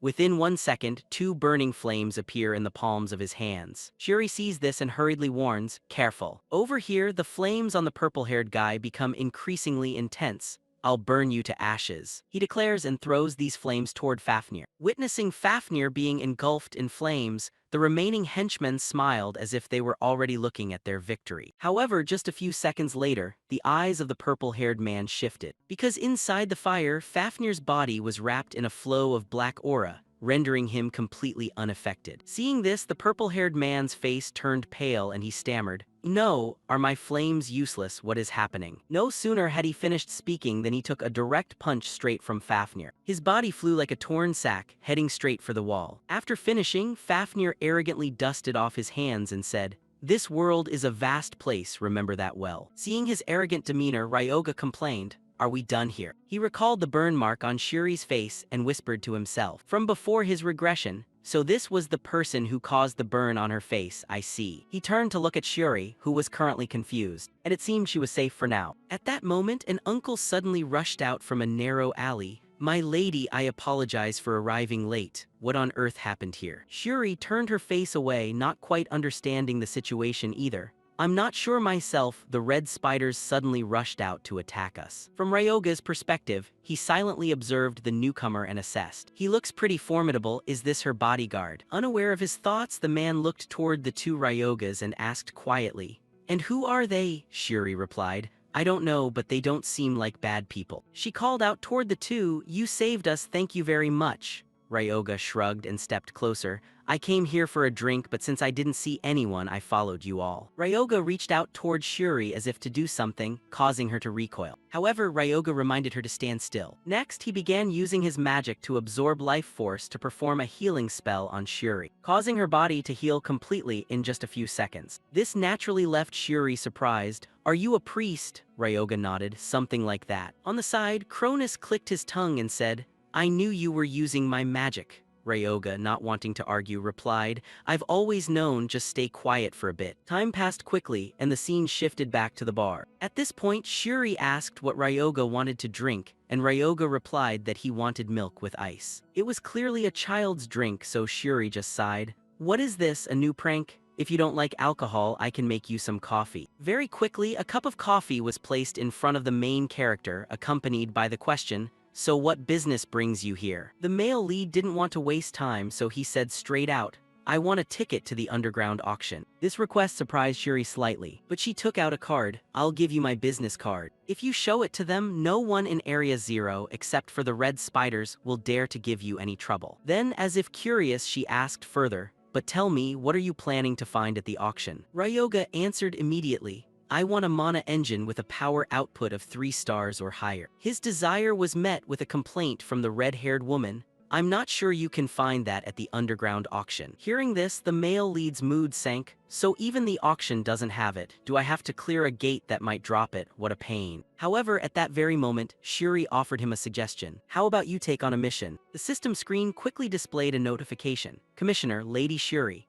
Mission type, gate clearing, C-rank difficulty. Reward MIS4 mana engine. Target details, clear the ant cave. Flexible entrance requires 1 to 3 stars, medium scale. Special note, currently controlled by the red spiders as a source for bloodstone supply." Ryoga glanced at Shuri, silently marveling. What a scary woman. She intends to crush the red spiders right after being targeted by them. On her side, Shuri seemed to see through Ryoga's assessment. "How interesting, I just said it wasn't at the auction, I never said I didn't have it." Ryoga laughed, "Haha, are you asking me to take on this mission to get revenge on the red spiders? The red spiders are a major power here, if I mess with them, I'll be inviting trouble upon myself." In response, Shuri offered a wry smile, "It won't be a problem if you wipe them all out. Besides, you need a mana engine and I want the red spiders gone, a win-win situation, isn't it?" Her words indeed stirred the interest of the protagonist. The MIS4 was considered top tier among mana engines with a maximum output of 5 stars. It was not a bad deal at all. Lady Shuri enticed him by adding that she would give Ryoga an extra 10 kg of Arachne silk as a bonus. So Ryoga no longer hesitated and agreed immediately. "Alright, I'll take this mission." Seeing him so relaxed, Shuri grew suspicious. "From what I saw earlier, I thought you were 3-star level, but could you be even higher?" Ryoga replied that he was at 1-star level. This statement left Shuri frozen, completely confused. Time passed quickly, and the scene shifted to the entrance of the ant cave in Area 0. Just as Shuri had mentioned, this area was being occupied by the Red Spider gang. Not far away, Shuri was silently observing the enemy. She plunged the sword in her hand into the ground, and immediately, it created a chain reaction that caused all the short swords plunged earlier to emit a wave that spread everywhere, finally covering the entire area. Unaware of this, a guard took out his radio to contact his people. The West is still safe, how is the East? However, no one responded to him.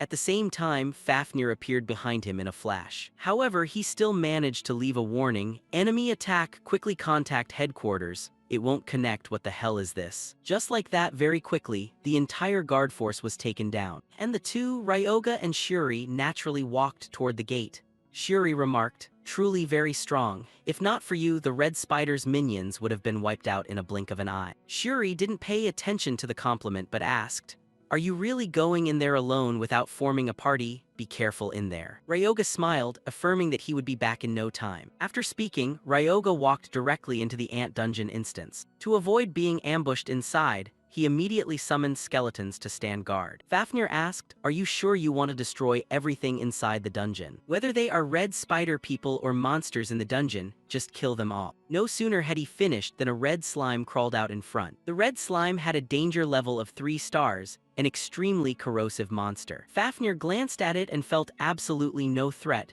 but Ryoga reminded him that it was just an appearance. Its attacks could easily corrode steel. However, when it attacks, the core inside its body will be exposed. Destroy the core and it dies instantly. In other words, the moment it attacks, it also presents its weakness right in front of you. At that moment, the slime suddenly jumped toward Fafnir. Following Ryoga's instructions, Fafnir saw the opening and smashed the core in a single strike. The monster immediately collapsed. Fafnir laughed excitedly. It felt great, but it was a slime. So once it's dead, it vanishes. Your ability to awaken undead won't work. Which means today I am the main character. You're celebrating too early. Since I can't revive their bodies, I will revive their souls. From the spot where the red slime vanished, a ghostly light suddenly flared. Ryoga smiled faintly. "Come out and serve me." A ghost silently materialized and floated in Ryoga's palm. Fafnir was startled. What use is a tiny ghost like that? You'll see soon enough. The two continued deeper and quickly encountered 3 more red slimes. Before the slimes could jump, Ryoga directly commanded the ghost to rush to the front. The 3 slimes were immediately entangled by the dark soul.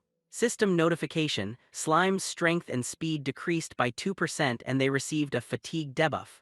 After being debuffed, the movements of the 3 slimes clearly became sluggish, losing almost all will to fight. Fafnir was amazed. This ghost turned out to be that important. At the same time, inside the dungeon, the Red Spider leader warned everyone to heighten their vigilance. Every bloodstone in this dungeon is worth 12,000.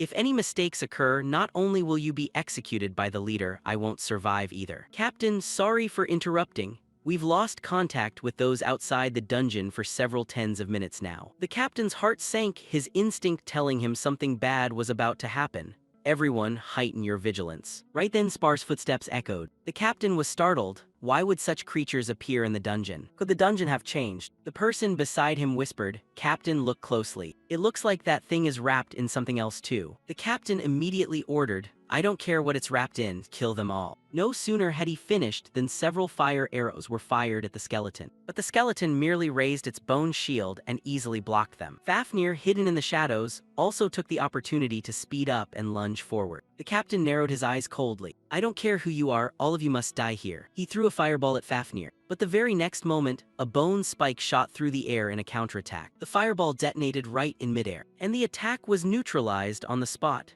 The captain hadn't even clearly seen what happened. He just felt the fireball spontaneously explode. And in that gap, Fafnir was standing right in front of him. Pure undead power was compressed into the knuckle of his fist. With just one uppercut, a shockwave swept through everyone nearby. Fafnir said contemptuously, "They are much weaker than I thought." At this, Ryoga slowly stepped out from behind. The captain hissed sharply, "Who exactly are you?" Ryoga replied calmly, "Just a passerby." The captain immediately understood. Both the dragon man and the skeleton were summoned creatures. If he could just kill this guy, everything would end. He roared at the people behind him, "You focus firepower to pin the dragon down. I'll kill that guy." The next moment, a member carrying a steel shield rushed toward Fafnir. Fafnir threw just one punch. The steel shield was punched through, leaving a large hole. At the same time, the captain's fireball had finished condensing, ready to burn Fafnir alive directly. On the other side, the rest also simultaneously rushed toward Ryoga. Kronos warned in a low voice, Ryoga, they are treating you as an easy target. A swarm of demons swept through, rushing directly into the enemy formation. They had no physical bodies, so they couldn't be blocked. The moment they were hit, everyone's reaction speed plummeted,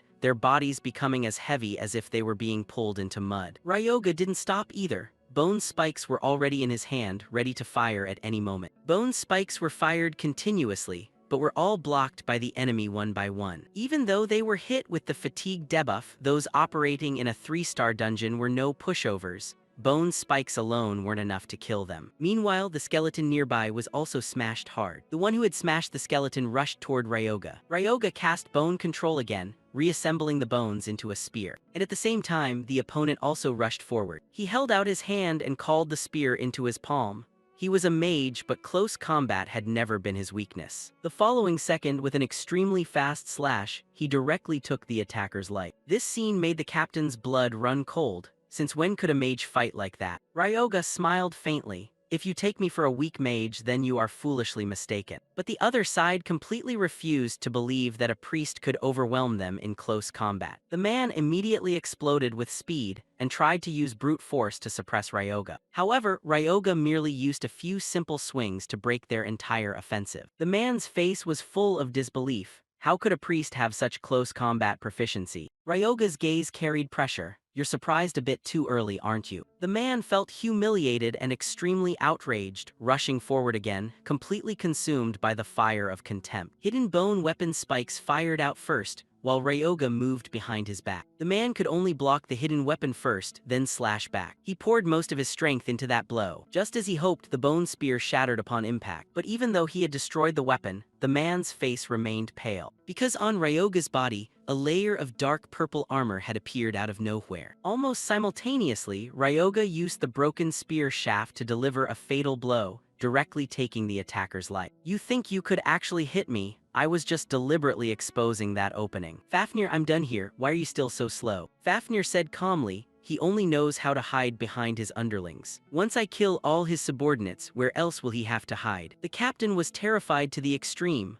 Why did fire have absolutely no effect on this lizard? Fafnir stepped out and lunged straight toward him. The red spider members had almost no power to resist in front of him. A moment later, Fafnir had wiped them all out. This guy was quite durable, lasting that long with you. Ryoga immediately used soul summoning magic and directly collected the captain's soul. This soul might be useful later, at least he was a fire attribute user. I'll hold onto the body for now. Outside the dungeon, Madame Shuri had been waiting for quite a while. The red spider people inside were much weaker than I thought. I actually expected them to be more troublesome. We need to retreat first. Contact has been cut, so their reinforcements will arrive very soon. We will follow your plan, retreat first. Madame Shuri added, the thing you wanted, I've prepared it. A while later, back at the bar from before. At this point, Shuri handed the engine to Ryoga. This is the reward as promised. Saying that, she pressed the enter button on the top of the screen. Immediately after, the engine started emitting noises and quickly began to operate. Ryoga nods, the output efficiency of this thing is good. This is the MIS-4 engine, manufactured by the Meats Corporation, a new generation of magical engines. Shuri doesn't forget to remind him, if you discover any bugs later, I won't be responsible for the warranty. Ryoga complains slightly, isn't that a bit heartless? Shuri explains this is a prototype sample. If anything happens, both of us have to accept the risk. This throws off all of Ryoga's calculations. I had planned that if the engine malfunctioned halfway, I'd make her owe me a favor. That's not going to work now. The older the ginger, the spicier it gets. With no other choice, he says, I won't complain if anything goes wrong. So could you help me transport this to the location? Shuri easily agrees to this request. That part is easy. Shortly after, Ryoga goes to find Rinia and is warmly welcomed. Ryoga, thank goodness you're safe and sound. Ryoga calmly replies, of course, why wouldn't I be safe? Rinia laughs, because we're talking about Ground Zero. Right now, even if you told me you just came back as a ghost, I'd believe you. To the joke, Ryoga only offers a cold smile. It's a pity I didn't turn into a ghost. Instead, I caught this one. Saying that, he releases the ghost slime. Seeing that sight makes Rinia nearly lose his soul in fright. Fafnir grumbles from the side, you're overdoing it. However, Ryoga seems to ignore the two of them, trying to get them to get along. Is that okay? You two will be seeing a lot of each other from now on. Hearing this, Rinia hurriedly grabs Fafnir's arm and begs, No, no way, you know well that I don't even dare to watch horror movies. Spare me. Ignoring his pleas, Ryoga leaves his ghost behind and walks away, leaving Rinya behind still screaming in vain. Don't leave me. As soon as he gets back to his room, Ryoga collapses onto the bed, exhausted. I don't know why I feel strangely sleepy today. Immediately afterward, his eyes snap open because of the notifications he receives. Because your divinity has increased, you can now perform an audience within the Sanctuary of the Star of Calculation, moving to the Sanctuary of the Star of Calculation. Target: the giant who challenged the gods. A second later, Ryoga's spirit is transported to a strange space. In front of him is the massive body of Cronus. You have arrived, my representative. Hearing this, Ryoga mocks him. Intruding into someone else's dream without permission is very rude, you know. Cronus explains in response, this is not a dream, you have entered the sanctuary of the star. Since my divinity has risen, I can now summon others to this place. Hearing him say that, Ryoga looks around. So this is the sanctuary of the star, a place where one can have an audience with a deity. The scenery here looks quite similar to the Pantheon. If the Pantheon is where all deities gather, then the Sanctuary of the Star is the private territory of each deity. Deities use their sanctuaries to bestow blessings upon those who have established star pacts with them. Ryoga goes straight to the point. Then why did you go to the trouble of summoning me here this week? If you have any divine protection or supreme magic, just hand it over. Cronus ignores Ryoga's disrespectful attitude and snaps his fingers. I have nothing to bestow upon you at the moment. I still lack the necessary achievements as a deity. That is precisely why there is a task that I need my contractor to perform. Immediately after, a system notification appears. To receive divine protection and blessings, you must raise the divinity of today's star, the giant who challenged the gods. To raise the deity's divinity, please perform one of the following. 1. Collect sacred relics. 2. Build a shrine. Building a shrine to worship the deity will yield a hidden achievement. Looking at these notifications, Ryoga strokes his chin in thought. I can't earn an achievement right this moment. It seems like I'll have to build a shrine then.